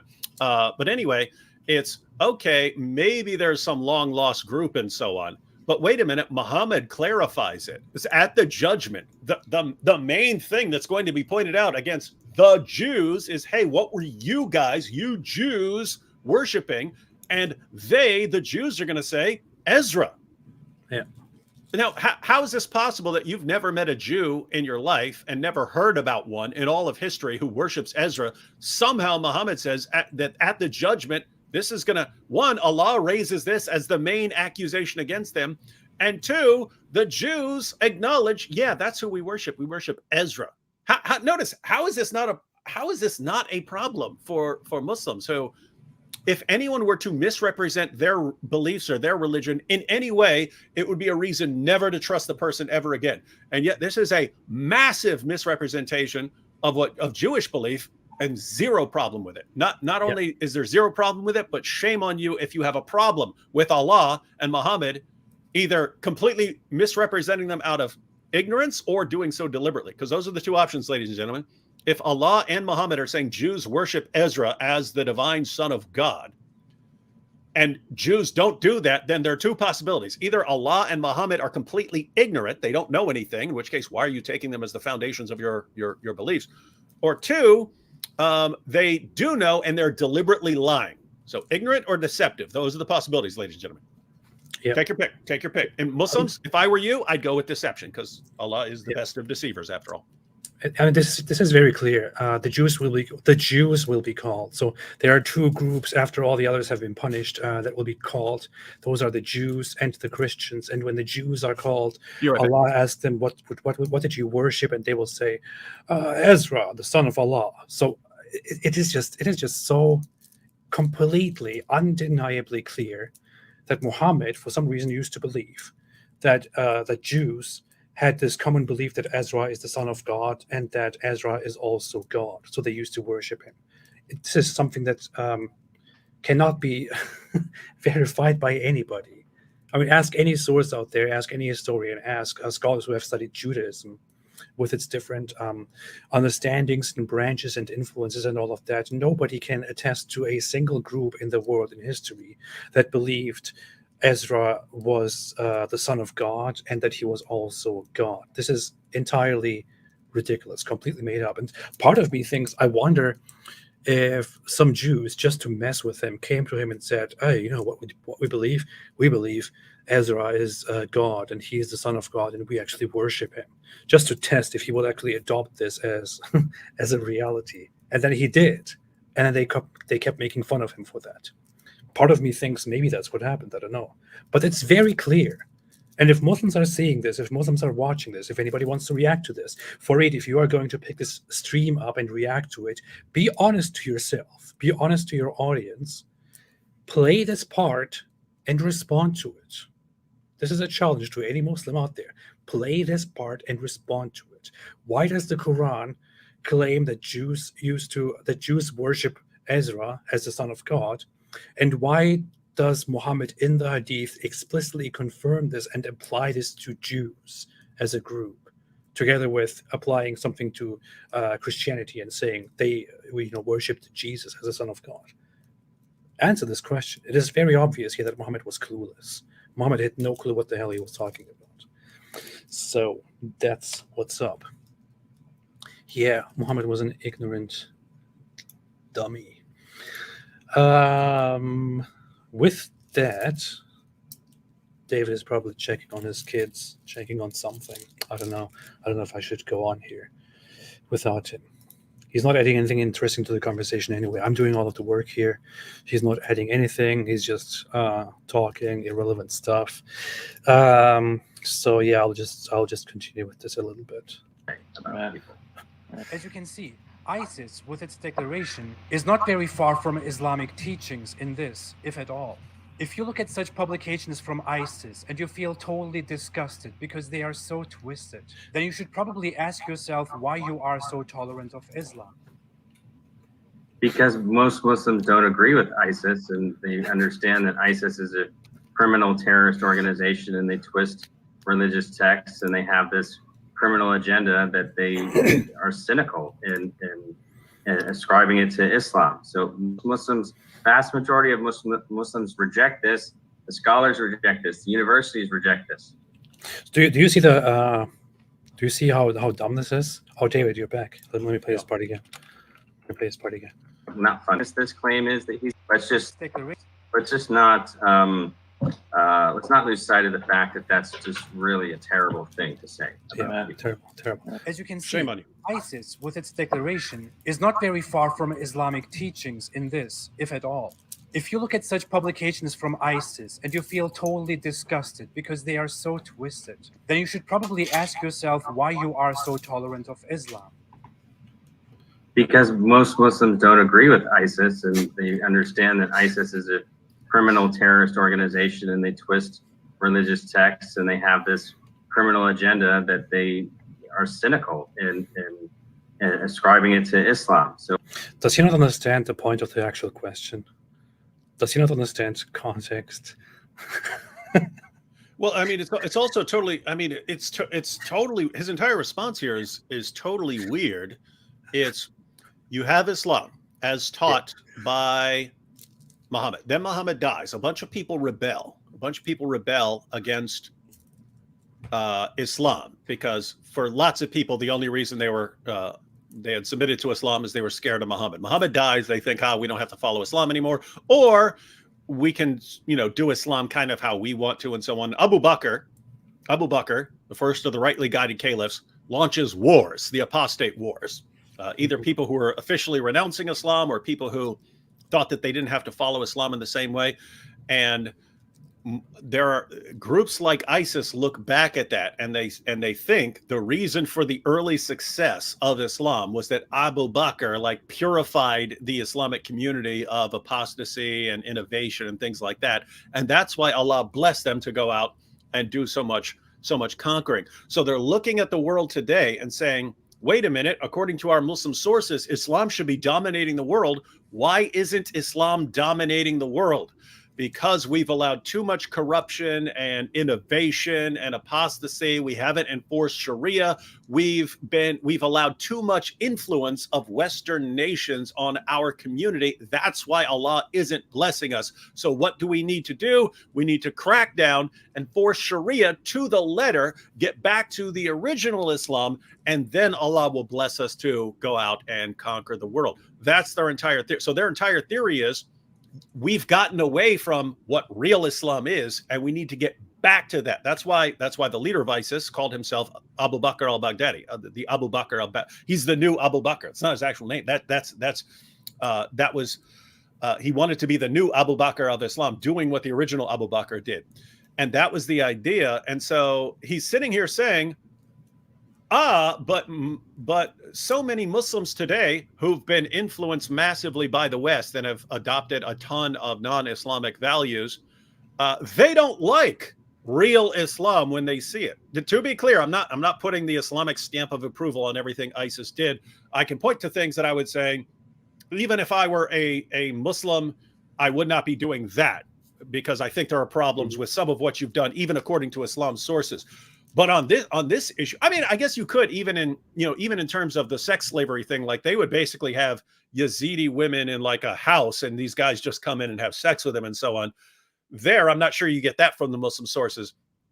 But as far as the taking of sex slaves and captives and so on, and even if they're polytheists and even if they're Yazidis, whatever they are, this dude, I mean, ISIS is right about all of that, and this guy's wrong.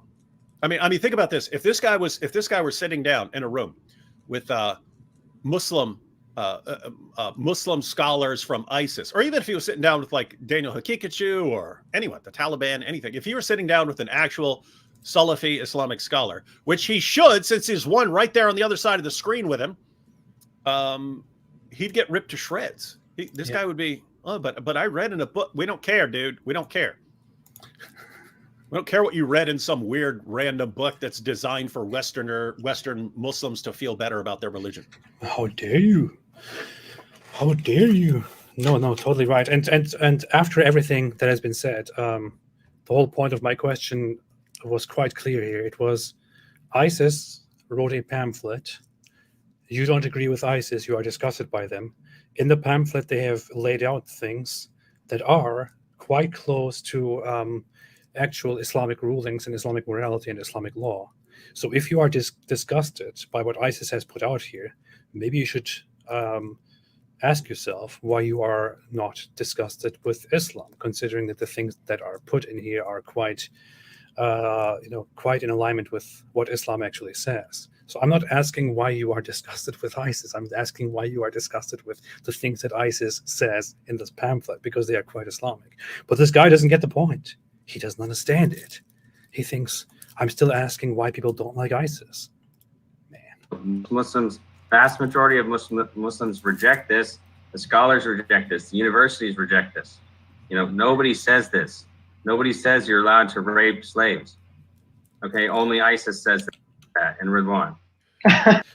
I mean, guys. I mean, in Islam, I mean the when the Quran talks about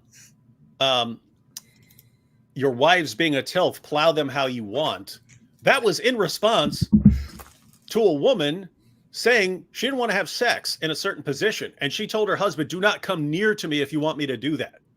Yeah. And Allah's response in the Quran, when this issue was brought to Muhammad, this woman says she's not doing that. She refuses to do this sex act with her husband. Allah's response is, she's your tilth, plow her however you want. I mean, that's your wife. What, your slave girl has all these additional privileges beyond what your wife has? Like your slave girl's treated far better than your wife, really? And Muhammad said that a wife should, no matter what she's doing, if the husband wants to have sex, she should drop whatever she's doing and she should not refuse. She should make herself available for sex immediately. If she doesn't, she will be cursed until until the breaking of the day by the angels. But yeah, of course, they care more about the slaves than they care about the actual wife. I've seen talks by Muslim scholars in other countries making fun of the United States because of this. And at first, I was watching one where I thought he was actually condemning a bad practice. He goes, "Did you know that in America you can rape your wife?" And I was thinking, what? You can rape your wife in America? Was this guy going to correct us from an Islamic perspective? And he goes, yeah, how can you rape someone? Right? How can you rape someone that you have a right to have sex with? Right? And so as it went on, he was explaining that rape in Islam is forcing sex upon someone that you have no right to have sex with. That's what it is. Right? And he was confused by the idea that you could have a category of rape that involved your wife, right? In other words, in his view, it didn't matter if a wife says no. You have a right to have sex with her, plow her however you want, and so on. So anyway, it's just interesting that this guy seems to think that we're just making stuff up when we talk about this stuff. Yeah. So you have just heard in a clip Daniel Kikuchu explain that you can take kids as sex slaves and then use them as use them to have sex with them. But then you hear this guy who says, reject this. The universities reject this. Nobody says this. Nobody says you're allowed to rape slaves. Okay, only ISIS says that, and Ridwan. I'd like to. So this guy then comes and says, oh, you can't even see my screen, right? This guy comes and says, nobody says this, only ISIS says this, and I say this. So I guess Daniel Kikuchu and all of these others who say we can take women and children and use them as sex slaves, what they desire doesn't matter at all. I guess all those people there, they are not Muslims. They don't count. It's just ISIS and me. That's what's happening here. And Muhammad and his early followers, they weren't Muslims either. These guys are the only real Muslims. These guys, these westernized, watered down, whitewashed version of Islam. That's true Islam. And 14 centuries. I'm arguing that Sharia. Go ahead. No, I'm just saying. I'm agreeing with them completely. Islam is this new thing that a couple of westernized Muslims invented and has no connection to the belief of Muhammad and his companions. And not at all. Muhammad, I had no idea what he was talking about. He was not a real Muslim.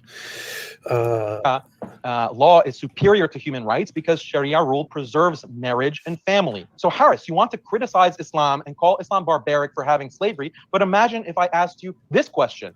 Do you support using weapons in war? Do you support using guns to shoot people or swords to stab people and kill people? Do you support that? Because all of that is violent. All of that is barbaric. Presumably, you'd say, yeah, of course I support weapons and killing, because how else are you going to fight war and defend yourself? Well, that's exactly... Do you support slapping people? That is also violence. So why are you against sex slavery? The point with slavery. In the pre-modern period, you couldn't have war without slavery any more than you could have war without weapons and killing. In other words, if killing people can sometimes be justified, then slavery can also sometimes be justified. You should just acknowledge that slavery could be completely justified in certain circumstances, which, by the way, are the circumstances people have lived in for 99% of human history. Now, if you want to argue that Islam requires enslaving people today, I would say that that is not correct. It depends on the imam. The imam has the option to pardon people and forego taking slaves in war.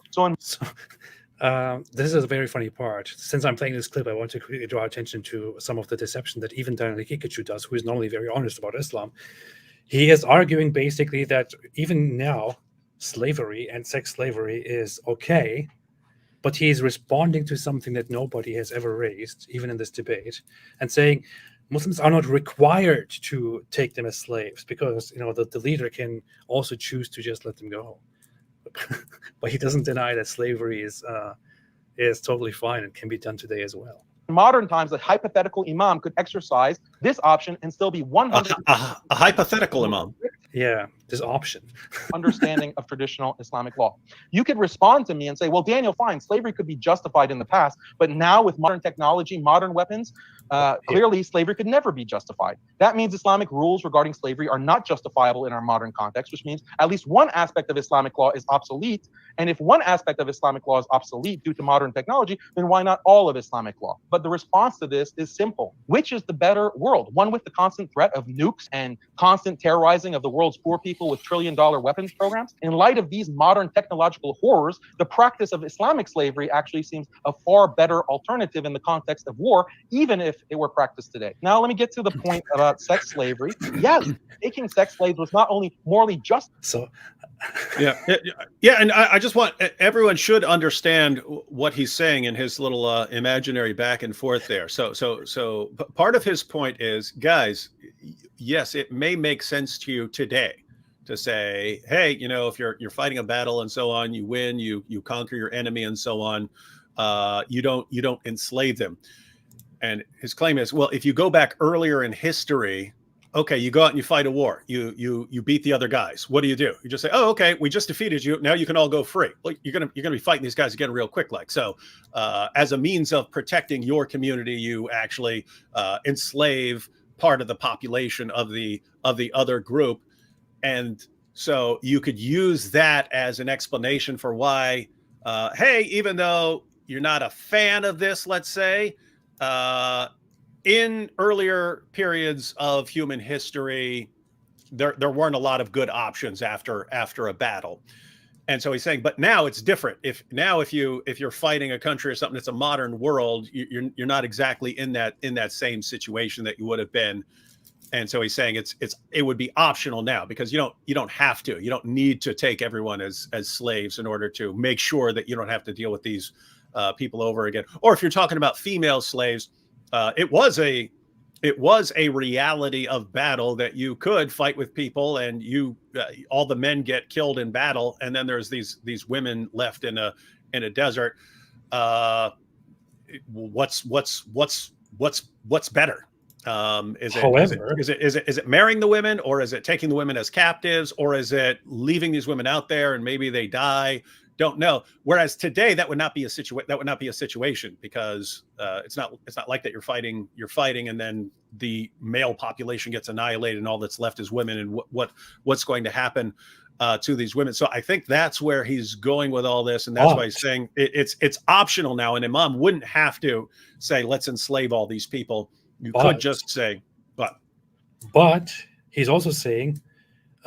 Should we, even in today's time, it would still be justified and would still be okay?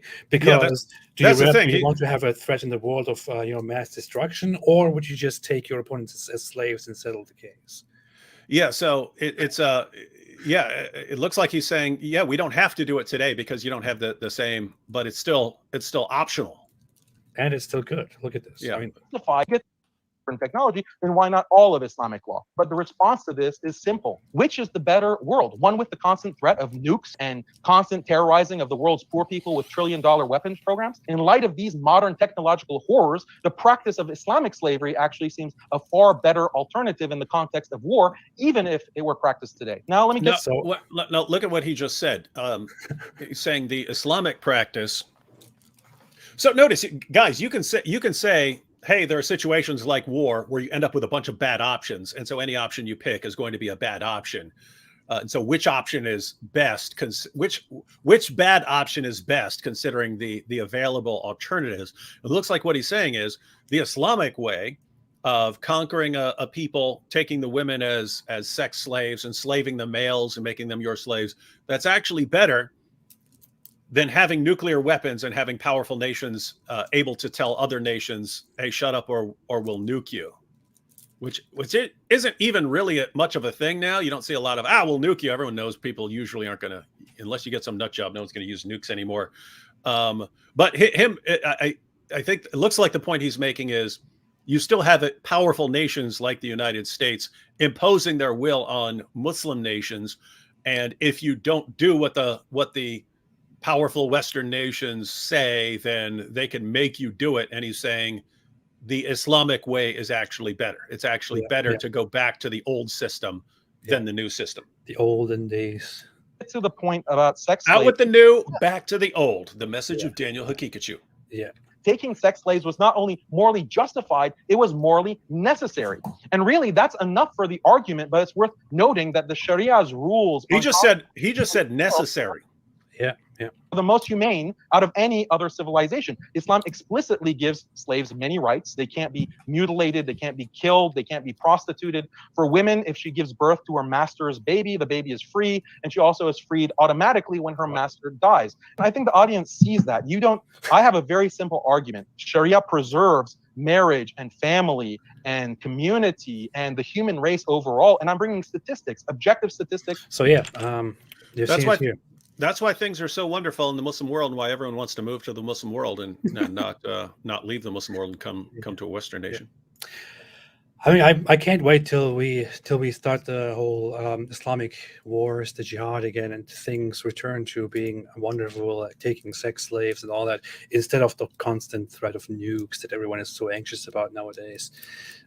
He makes a good point. Notice what he's really saying, right? Like the reason we don't constantly have wars right now is everyone's scared of more powerful places that could make them stop, and so on. And so on. He's saying it would be better to just be in this, state of constant, endless warfare and taking captives and so on. Alhamdulillah. I'd like to add on to that. We're briefly speaking about this earlier. The very fact that Muslims, when entering, for example, Khaybar and entering Mecca, they didn't run around, take all the women captive, and rape all the women. Rather, they asked the Prophet ﷺ for a solution, and the Prophet, peace be upon him, allowed them temporary marriage. And of course, when you have temporary marriage, that's an example of intercourse through consent. I mean, it is a marriage at the end of the day. So yeah, it just goes to show that there is... Notice, hiring a prostitute is consensual. You see? I mean, you're not going out and raping, you're paying the prostitute and then signing the marriage contract, so you're assuming that you can notice here. One, it's so dumb. They start talking about all these other things that aren't what we're talking about. That you can have sex with those whom your right hands possess. What in the world does that mean? They talk about all these other things. So what he's talking about with mutta is you're actually taking a prostitute and putting her in the wife category for an hour or a day or 3 days or whatever. And you see, it's consent. Yes, if you're marrying a prostitute for 3 hours so you can have sex with her, that is consensual. That's why you're paying her. This is so stupid. Whenever I watch a Farid respond video, I just think I have to really refrain myself from asking questions about the intellect of people who watch his channel and then agree with him and applaud him, because I mean, he listened to this. I don't want to misrepresent him directly. Listen to what he's just said. For example, I'd like to add on to that. We're briefly speaking about this earlier. The very fact that Muslims, when entering, for example, Khaybar and entering Mecca, they didn't run around, take all the women captive, and rape all the women. Rather, they asked the Prophet ﷺ for a solution, and the Prophet, peace be upon him, allowed them temporary marriage. And of course, when you have temporary marriage, that's an example of intercourse through consent. So what happens here is what happened during the battle is that the Muslims were there, and they said, "Oh, Rasulullah, we have been apart from our wives for a long time, and we are very horny right now. What are we supposed to do with all of these women that are standing over there?" He said, "You know what? You can make contracts with those women, have sex with them temporarily. That means you are married to them, and then once you're done, you will dissolve the marriage again. This is for now." And later, allegedly, he abolished that.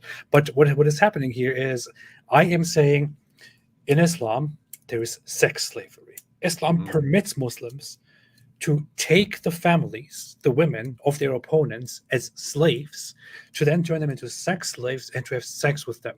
And this is terrible. This is unacceptable. This should not be a thing. And what he does is, I mean, of course, they did not just go around and rape all the women. No, I mean, they also had temporary marriage, which of course shows that they cared a lot about consent. So, well, but by the way, this is stupid. the situations where mutta would be significant is you're traveling, right? You're traveling. You end up in some city. You haven't subjugated that city. You're moving on to fight a war against someone else, but you're horny, and so there are some local women there, and you say, "Hey, send us the prostitutes. We want to marry them for a little while so we can have sex with them." That's a different thing from the women you capture and make your sex slaves. So yes, you can capture women, and you can fight a battle and capture women, but if you're just traveling, you end up in a city on your way to somewhere else to fight. They did take sex slaves as after the Battle of Khaybar. They did do that. That's separate from a situation where you're in a city and, hey, what are we going to do? Abdul over there, he's really horny. He's been away from his wife for like 8 days now. What are we going to do? Oh, no problem. Temporary marriage. He can go hire a prostitute for a couple hours. So anyways, I don't know. It's like what Farid knows they took sex slaves. He knows that. And then he's trying to deflect by saying, but they had mutta too. Okay, so they got a couple of messed up practices. Great. Thank you, Farid, for Fantastic. drawing our Great attention to other horrible Islamic practices. I mean, just look at this hadith here. Look at this hadith. So Farid says this is not a problem because obviously the Muslims cared so much about consent that they allowed temporary marriage when they went to this specific place. And this is actually talking about the very same. Didn't he just mention Khaybar? Wasn't that the issue? Yeah. Mm-hmm. So this hadith says, Anas said, captives were gathered at Khaybar. Dihya came out and said, Apostle of Allah, give me a slave girl from the captives. He said, go and take a slave girl. He took Safiya, daughter of Huyay. A man then came to the Prophet and said, you gave Safiya, daughter of Huyay, a chief lady of Quraiza and Al-Nadir to Dihya. This is according to the version of Yaqub. The Prophet then called her back and said, take another slave girl from the captives. And the Prophet then set her free and married her. So in this instance, Muhammad, upon those horny guys asking, please give me one of those slave girls, Muhammad says, yeah, just go and get one. Just go and take one of those women. But Farid is like, you see, it's not a problem because the Prophet said when they were very horny, just go and make a temporary marriage with those women and have sex with them, and then you can dissolve it again, no problem. Therefore, all your objections about sex slavery of the captives of war, they don't matter. Farid, I know you will be watching this, and I want to say this in front of everyone who is watching. Things like these are why I sit here, and many people like myself, we sit here and we watch your responses and we think, how dumb can you possibly be that you respond with such a thing which changes or challenges nothing about what I said at all, and then you seriously think that you have actually given a great response and you have shut down all the Islamophobes and you have ended their arguments and you have defended Islam successfully, and this is amazing. A lot of people like us who are not as dumb as you sit here and think, what are you talking about? What is wrong with you, man? How do you think this makes sense? This is the pain that we are all feeling. And maybe it's not your fault. I don't know. It's probably not your fault, but this is what we are all forced to endure when you make response videos. Please sit down, reflect. I don't know. This is to connect this to some of our recent discussions of Sneeko and Andrew Tate. Go ahead and click that hadith I just sent you. Oh boy. It's actually connected. It's all related. So you had the hummus. That's the war booty, and Muhammad is supposed to divide this up, and he gets his fifth, and so on. Well, Ali, on one occasion, went ahead and snatched up a sex slave before the spoils could be divided. He just couldn't wait, and he went and had sex with a girl. I mean, keep in mind, this is this is Muhammad's son. I mean, What is it? Son-in-law or stepson? I always get those confused. Which one is it? It's his son-in-law. Yeah, Okay, son-in-law. Narrated Beretta, the prophet it's his, sent it's Ali. his relative. Actually, it's his. I think he was his cousin, but also his son-in-law. He married his daughter. Yeah. So the prophet sent Ali to Khalid to bring the khummas of the booty. And I hated Ali. And Ali had taken a bath after a sexual act with a slave girl from the khummas. So he takes it early, before it's brought back to Muhammad for Muhammad to decide, how to divide it up. I said to Khalid, "Don't you see this? When we reached the prophet, I mentioned that to him. He said, 'Oh, Beretta, do you hate Ali?' I said, 'Yes.' He said, 'Do you hate him? For he deserves more than that from the khummas.'" Notice, right? There's a passage where a slave took like a jacket from the khummas without permission, and Muhammad said he was going to hell for it. He said he's going to hell. He said he's going to hell for it. Yeah. This guy was going to burn in hell for eternity for taking a jacket out of the khummas. Ali takes a slave girl, goes ahead and bones her, and then this is being brought back to Muhammad, and a Muslim objects to this. "Hey, what's up with this?" And Muhammad says, "Come on, he deserves more than that." So this is Muhammad giving this dude a free pass. Keep in mind, he's not allowed to do this. You're not allowed to touch this stuff until it's divided up properly. Ali goes ahead and takes it. Muhammad gives him a free pass. And so we see the principle very early on in Islam. If you're a special guy, you get special moral privileges. This is true, obviously, of Muhammad. Yeah, everyone else gets 4 wives, but he gets 9 or 11 or however many he wants. And but you also see it with important figures like Ali here. Ali completely breaks the rule, takes a slave girl before the property's been divided up. Muhammad has no problem with it. Free pass for Ali because he's important. And by the way, this is like the mentality that we see with Andrew Tate and Sneeko. These guys can do whatever they want. They can be doing any perverted stuff they want, sex trafficking, any of that stuff. Free pass because they're important. Yeah. This is the hadith that David was just referencing, in which it says, "We were with the messenger of Allah in the year of Khaybar, and we did not get any spoils of war except for wealth, goods, and clothes. Then a man from Banu Dubayb, who was called Rifa bin Zayd, gave the messenger of Allah a black slave who was called Midam." Wait, no. This dude says Islam abolished slavery. The messenger of Allah set out for Wadi al-Qura. When we were in the Wadi of al-Qura, while Midam was unloading the luggage of the messenger of Allah, an arrow came and killed him. The people said, "Congratulations, you will go to paradise," to the black slave. But the messenger of Allah said, "No, by the one in whose hand is my soul, the cloak that he took from the spoils of war on the day of Khaybar is burning him with fire."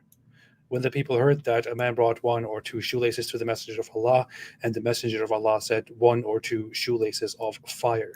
So he basically said that slave, for taking a cloak from among the spoils of war, is burning with fire. But Ali, of course, he can just go and take one of those slaves, just have sex with her and whatever. Because he's important, like Andrew Tate. Yep.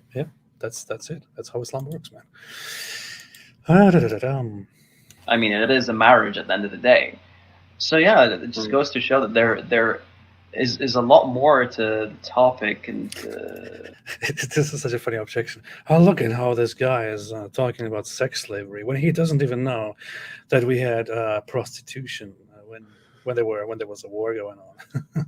And prostitution is with consent. So what are you talking about? Prostitution is with consent. Therefore, how can these Islamophobes object to sex slavery? Yeah. You just sounded like an alien again, but I think people got your point. Did I? Yeah. that Radwan seems to be aware of. That's right. Yeah, I think that's a good point. But we also need to say that is a good point.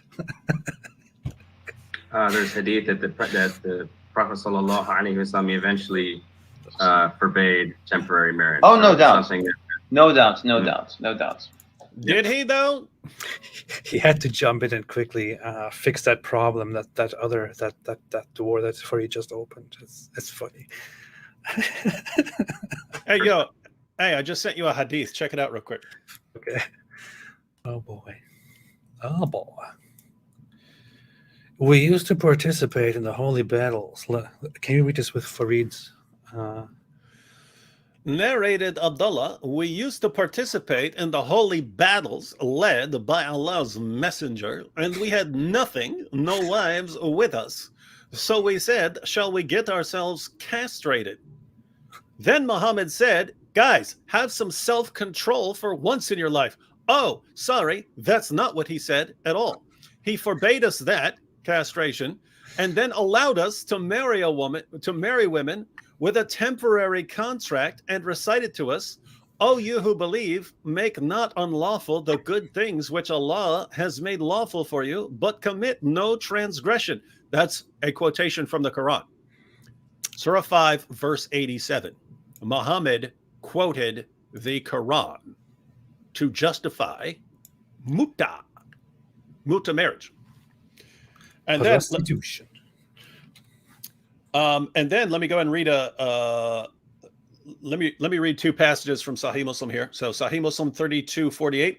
Ibn Urayj reported, Ati reported that Jabir ibn Abdullah came to perform Umrah, and we came to his abode, and the people asked him about different things, and then they made a mention of temporary marriage, whereupon he said, yes, we had been benefiting ourselves by this temporary marriage during the lifetime of the Holy Prophet and during the time of Abu Bakr and Umar, referring to their leadership. Abu Bakr and Umar. They were still doing it during the time of Abu Bakr and Umar. Sahih Muslim 32:50. Abu Najr reported, while I was in the... Wait. Let me put this on the screen, actually. You got it? I don't. I'm looking it up now. 'Cause you should send me the link, man. What, you want it? Uh, I will have to look this up because this is a different numbering system than Sunnah.com. But if you talk about something for a good 30 seconds or so, I can find it for you. So I wanted to talk about temporary marriage, which is basically prostitution, and I think it's basically it's something that Muhammad, of course, allowed for the benefit of the ummah, and it was amazing, and why not? So yeah. I have it. Now I have to. This is why I didn't want to do it, because then I have to transfer it over. Let's see. Where is my temporary marriage? Oh, yeah, I have one here. Here. I've got it too. Ibn Raji said, Ati report. Is it Ati or is it Ati? Whatever, reported that Jibr ibn Abdullah came to perform Umrah, and we came to his abode, and the people asked him about different things. And then they made mention of temporary marriage, whereupon he said, yes, we had been benefiting ourselves by this temporary marriage during the lifetime of the Prophet, peace be upon him, and during the time of Abu Bakr and Umar. Go to the next hadith. Again, this has a different numbering system. Go to the next one.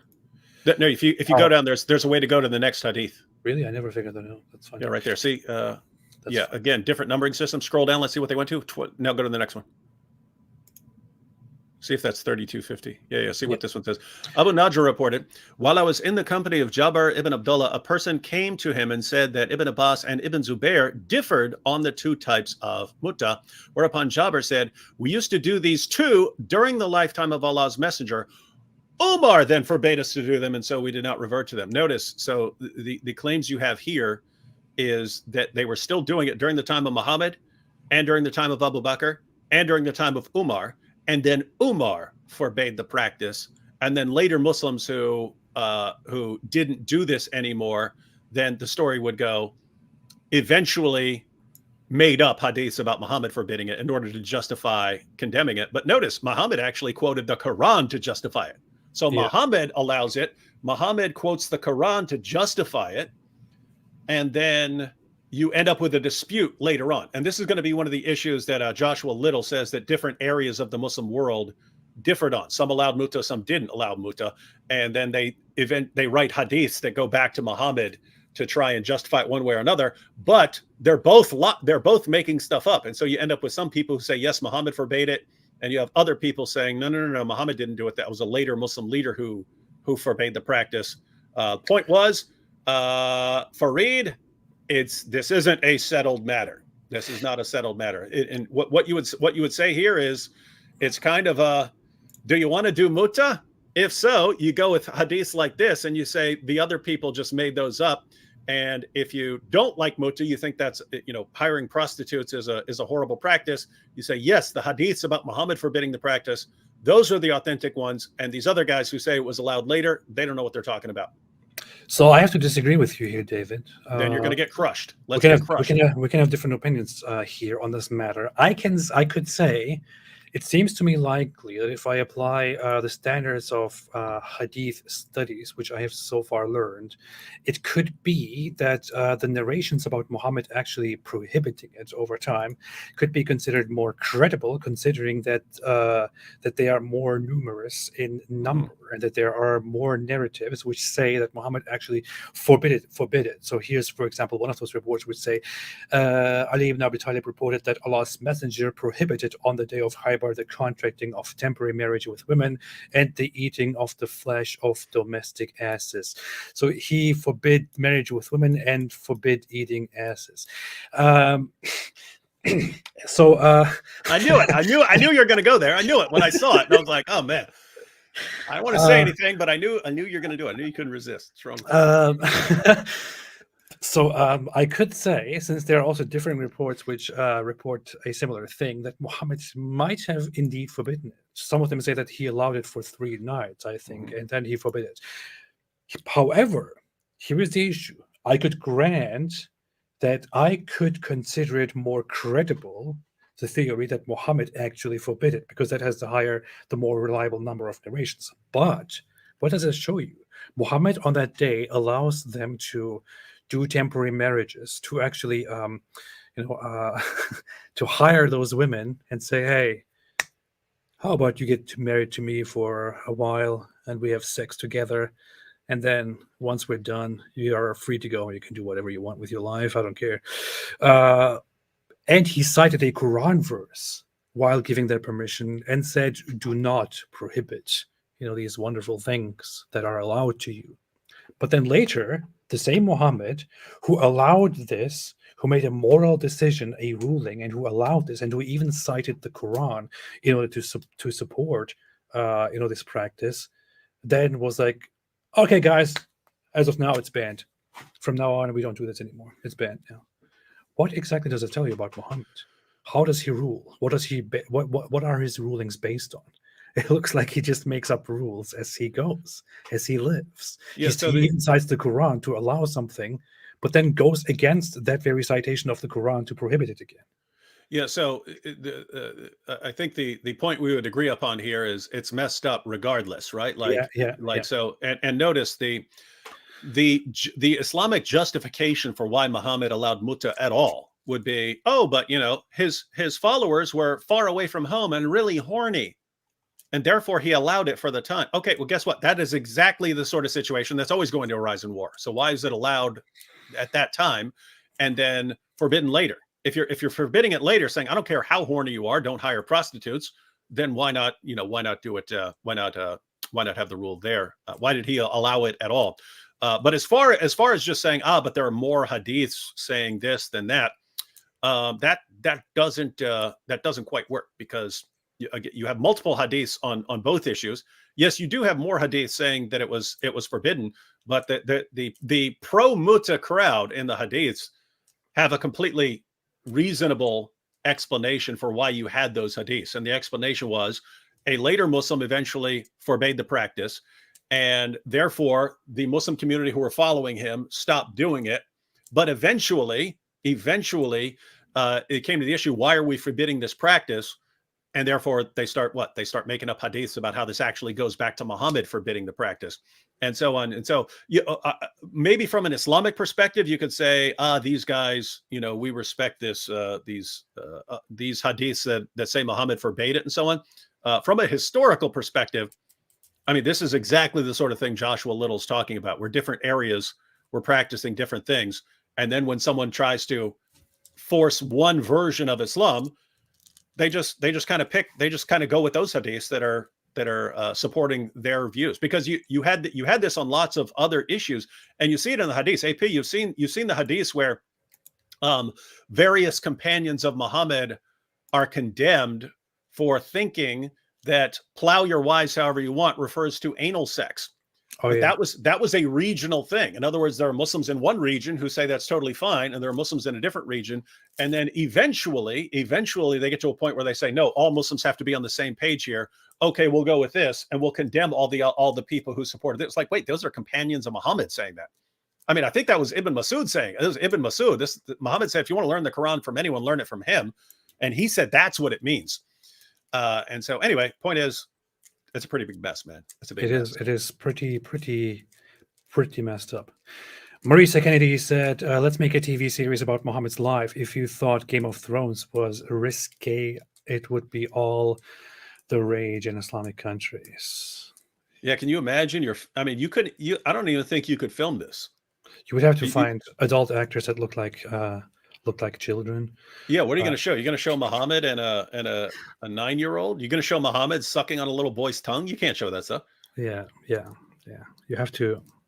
I guess you could describe it, like the characters could describe it after it happens, but then not actually show it or something like that. Yeah, the only way to do it is claymation or Lego stop motion. Yeah.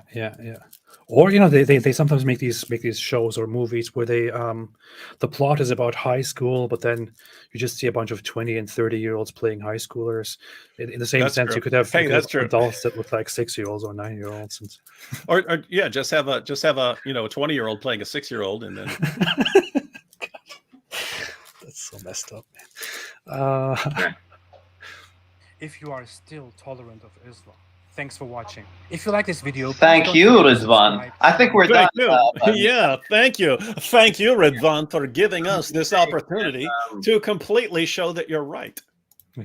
Stuff. So it's 30 pages. I have lots of hadith, I have an article coming out for Yaqeen. Oh, he has an article coming out. Oh, look at that. Yaqeen. Oh, yeah, Yaqeen.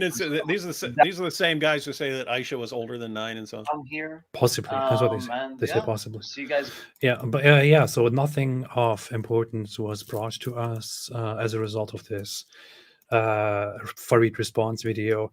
Farid, I remember they said Aisha had reached puberty, and then they quote an actual mistranslation of a hadith. That's funny.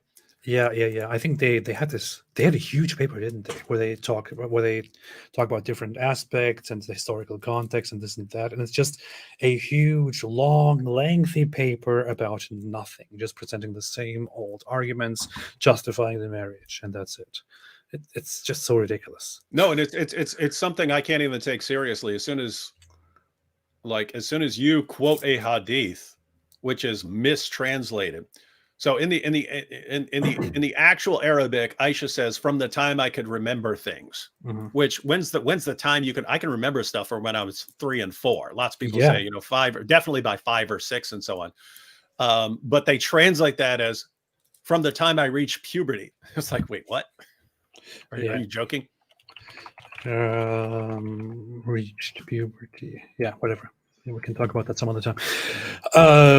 Radar Apologetics said, God bless you, AP and David Wood. Thank you for your work for our Messiah. Yeah, thank you for your work, AP, for the Messiah. Not me. I mean, it's talking to you. He says, thank you, AP and David Wood. Probably typed that wrong. I don't know. Jesse Brand said, just saw your debate with Hussein and you demolished him so hard he started crying about bombings. LOL, making me scared you'll debunk my Bible. See? I still haven't seen any of the debates with Hussein. You should see them. They were fantastic.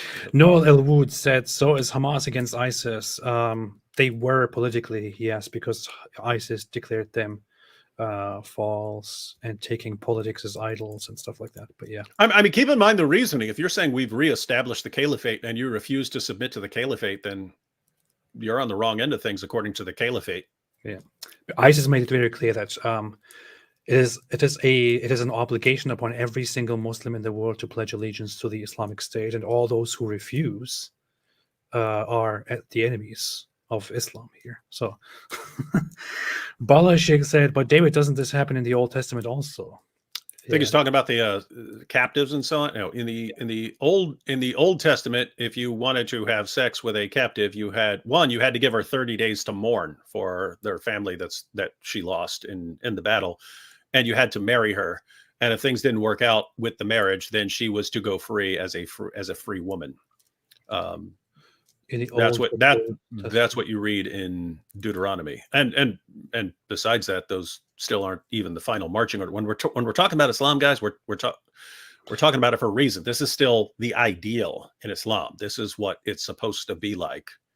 In other words, Islam isn't saying, "Hey, this is what the situation was in a really, really ancient world." These are the final marching orders of your Creator. But doesn't the Old Testament tell you that every single person who believes in it shall emulate the perfect example of people who lived thousands of years ago, and that they are perfect moral examples, and you cannot question them, and you have to obey them whatever they do? Yeah, that's why if you make up a story about Isaac marrying a 3-year-old, then that would be binding on all people, and we would have to conclude that it's wrong to condemn anyone for having sex with a little prepubescent little girl. Yeah, because that's how it works. Stephen Young said, "Do Muslims have to behave themselves in a country where they are a minority, then become more aggressive when they are a majority? If so, what source?" This is Islamophobic stuff.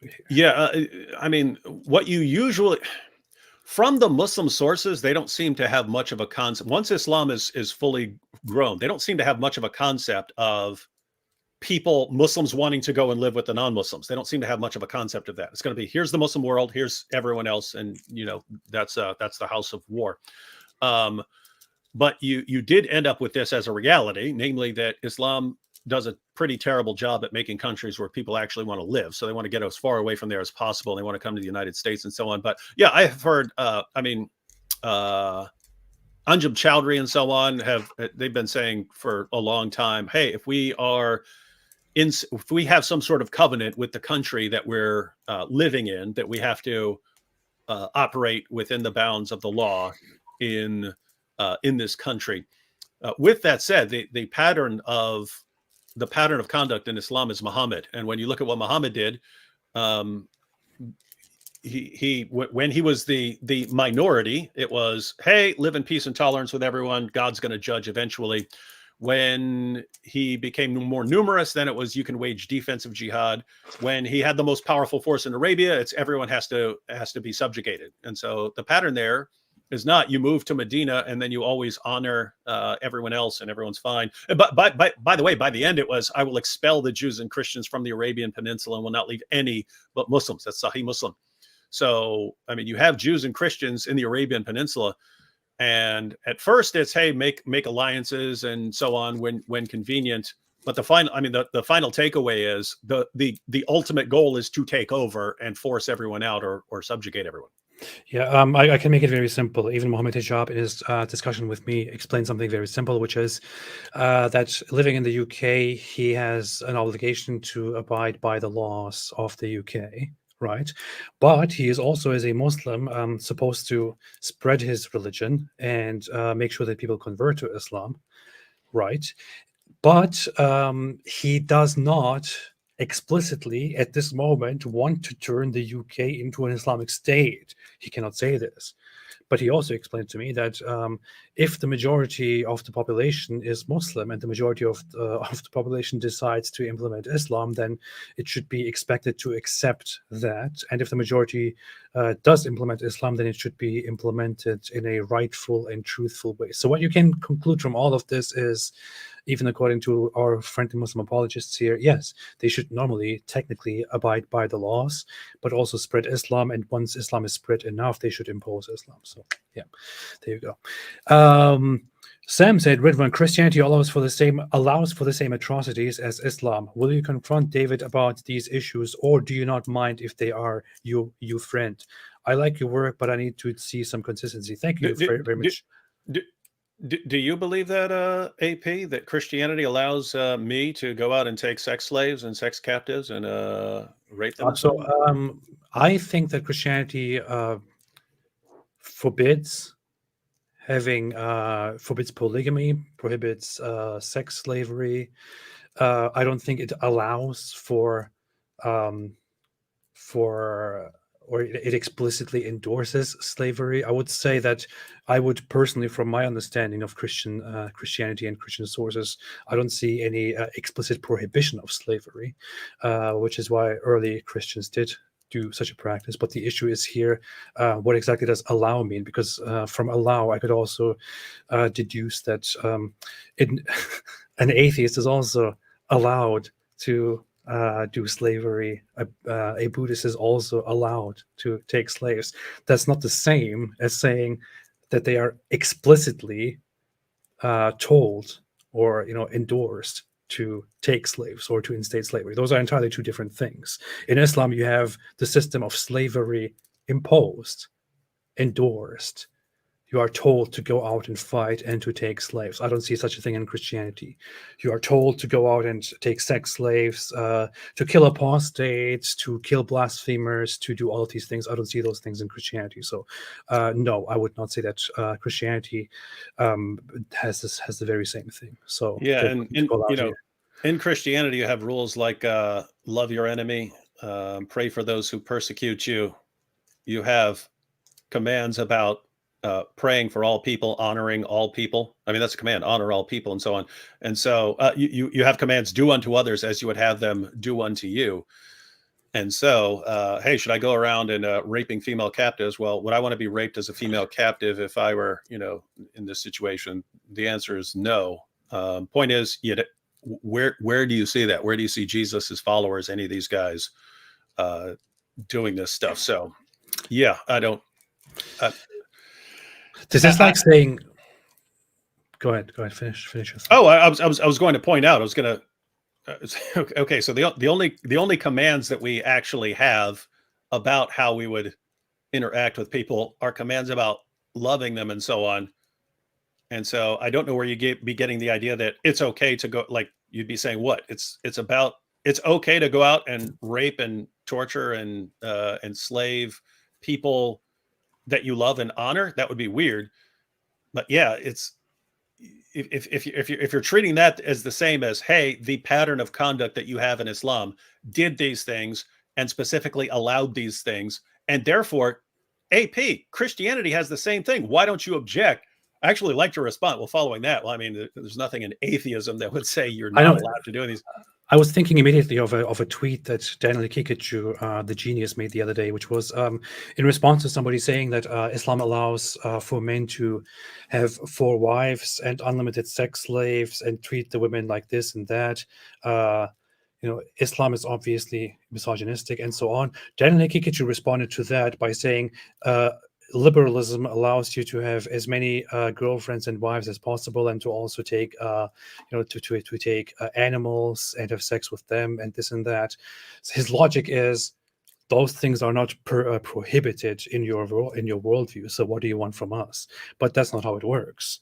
First off, he's entirely wrong, because liberalism is an idea that is based on certain people who outlined liberalism, according to which the whole concept of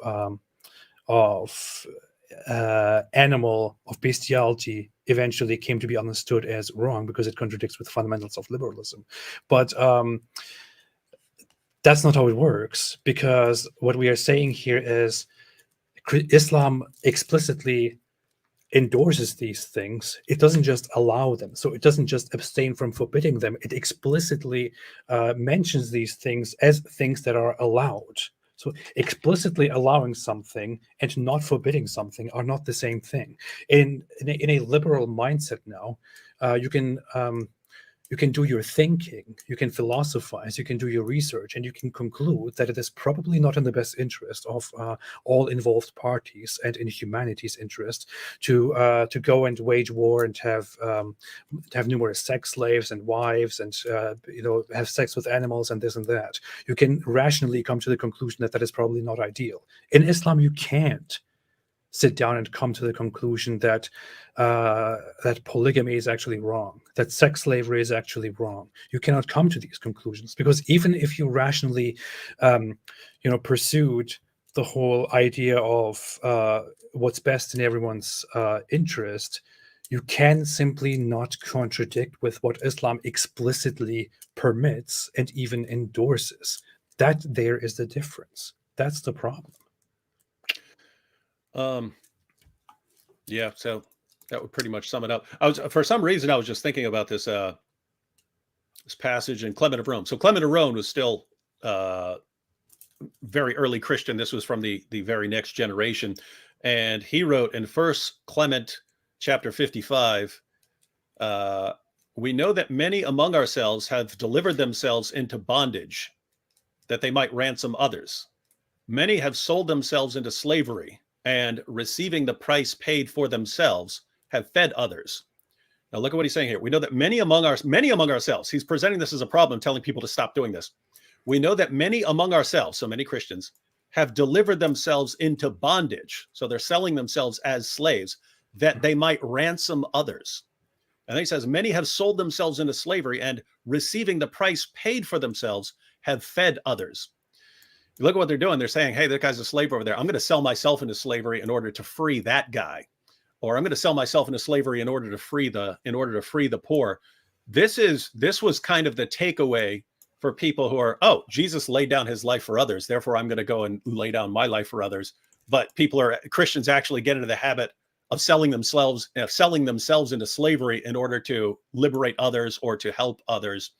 And so anyway, the point there is, guys, it seems to kind of matter who you're taking as your moral example. So the takeaway for the early Christians, and they had to be corrected on this, was, hey, I care about others so much now that I'm going to sell myself into slavery to feed them or to liberate other people from slavery, versus the pattern you get from Muhammad, whose followers had a pretty different takeaway message there. Yeah. So, I mean, very, very quick response to this whole question is, I don't agree with you that Christianity allows for the same atrocities. I simply don't. As from how I studied Christianity and how I studied other religions, I don't think any religion that I know of that exists today and it plays a major role in the world allows for the same atrocities as Islam. I would argue that that Judaism, Talmudic Judaism, has certain aspects that are more problematic than Christianity, but even then, it doesn't allow for or explicitly endorse practices that are as bad as what Islam presents. If you think I'm wrong, please prove me wrong by arguing with me. I have argued this issue with people before. There are things that I can disagree with in terms of Christianity and Christian morals, Christian thinking, but none of those things are so bad that I would have to come out here and say, oh, I have to fight this and I have to call you out and I have to fix this problem. No, Islam is the only religion that I have such a big problem with. Yeah. With that said, but I appreciate your input. Keep it up. Mercedes F1 fan said, don't you get bored hating on Muslims and Islam? No. Mercedes F1 fan said, imagine being a grown man hating on Islam. Get a life. It's the same dude sending you money. I guess so. I don't know, but thank you for the. But I mean, keep in mind, this religion says AP has to die because he's an apostate. This religion says AP and David both have to die because they criticize Islam, and then it's when we respond in any way, hey, we don't want you following that command to kill us.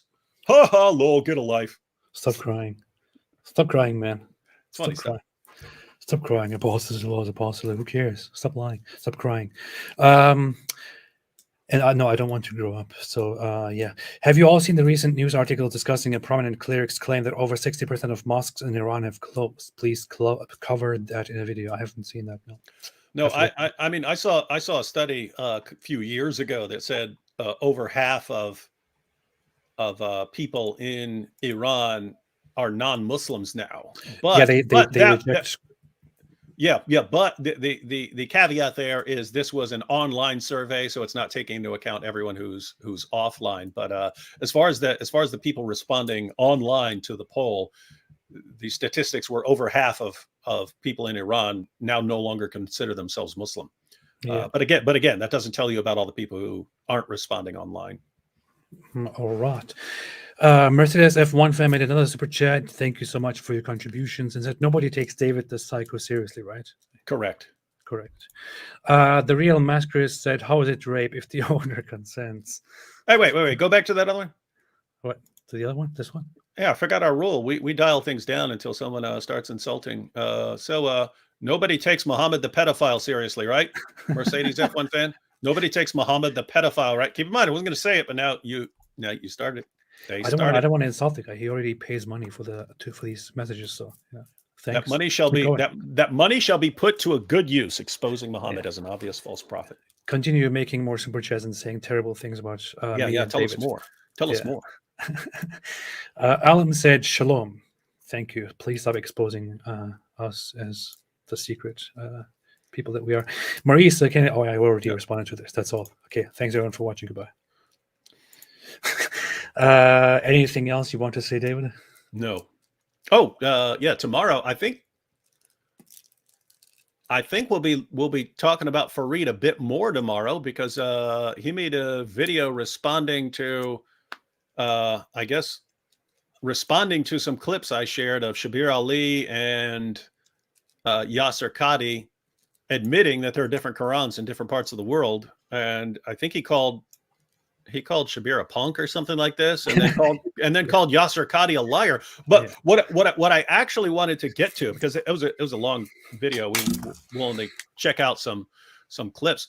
I went to the comments section, and his fans are all going, "Lol, David thinking that we don't know about the Kirat and so on with these differences. Ha ha ha, lol, try again." And it's like, wait, I've got piles of Muslim books that say perfect preservation right down to the letter, only one Quran ever since the time of Muhammad. And then when we finally expose it as a lie, then the response is, "Lol, we knew this all along." Wait a minute. So you knew that all these guys were lying? Yeah. And you went along with it? So when they say perfect preservation, word for word, letter for letter, dot for dot, nothing ever changed. So now it's amazing. You go back 8 years and we say, "Hey, there's more than one Quran. There are differences and so on." We're the liars. And now if you say one Quran, they say, "Ha ha, you're a liar. We already know about the different Qurans." It's like, this is amazing stuff, man. So anyway, we'll talk about that tomorrow. It's a wild, wild world. Chris K made a final super chat and said, "Does anyone take Momo the Chomo seriously?" I like Momo the Chomo. I never thought about that before. But yeah. That's good. That's good. That means child molester for those who are not aware. In slang.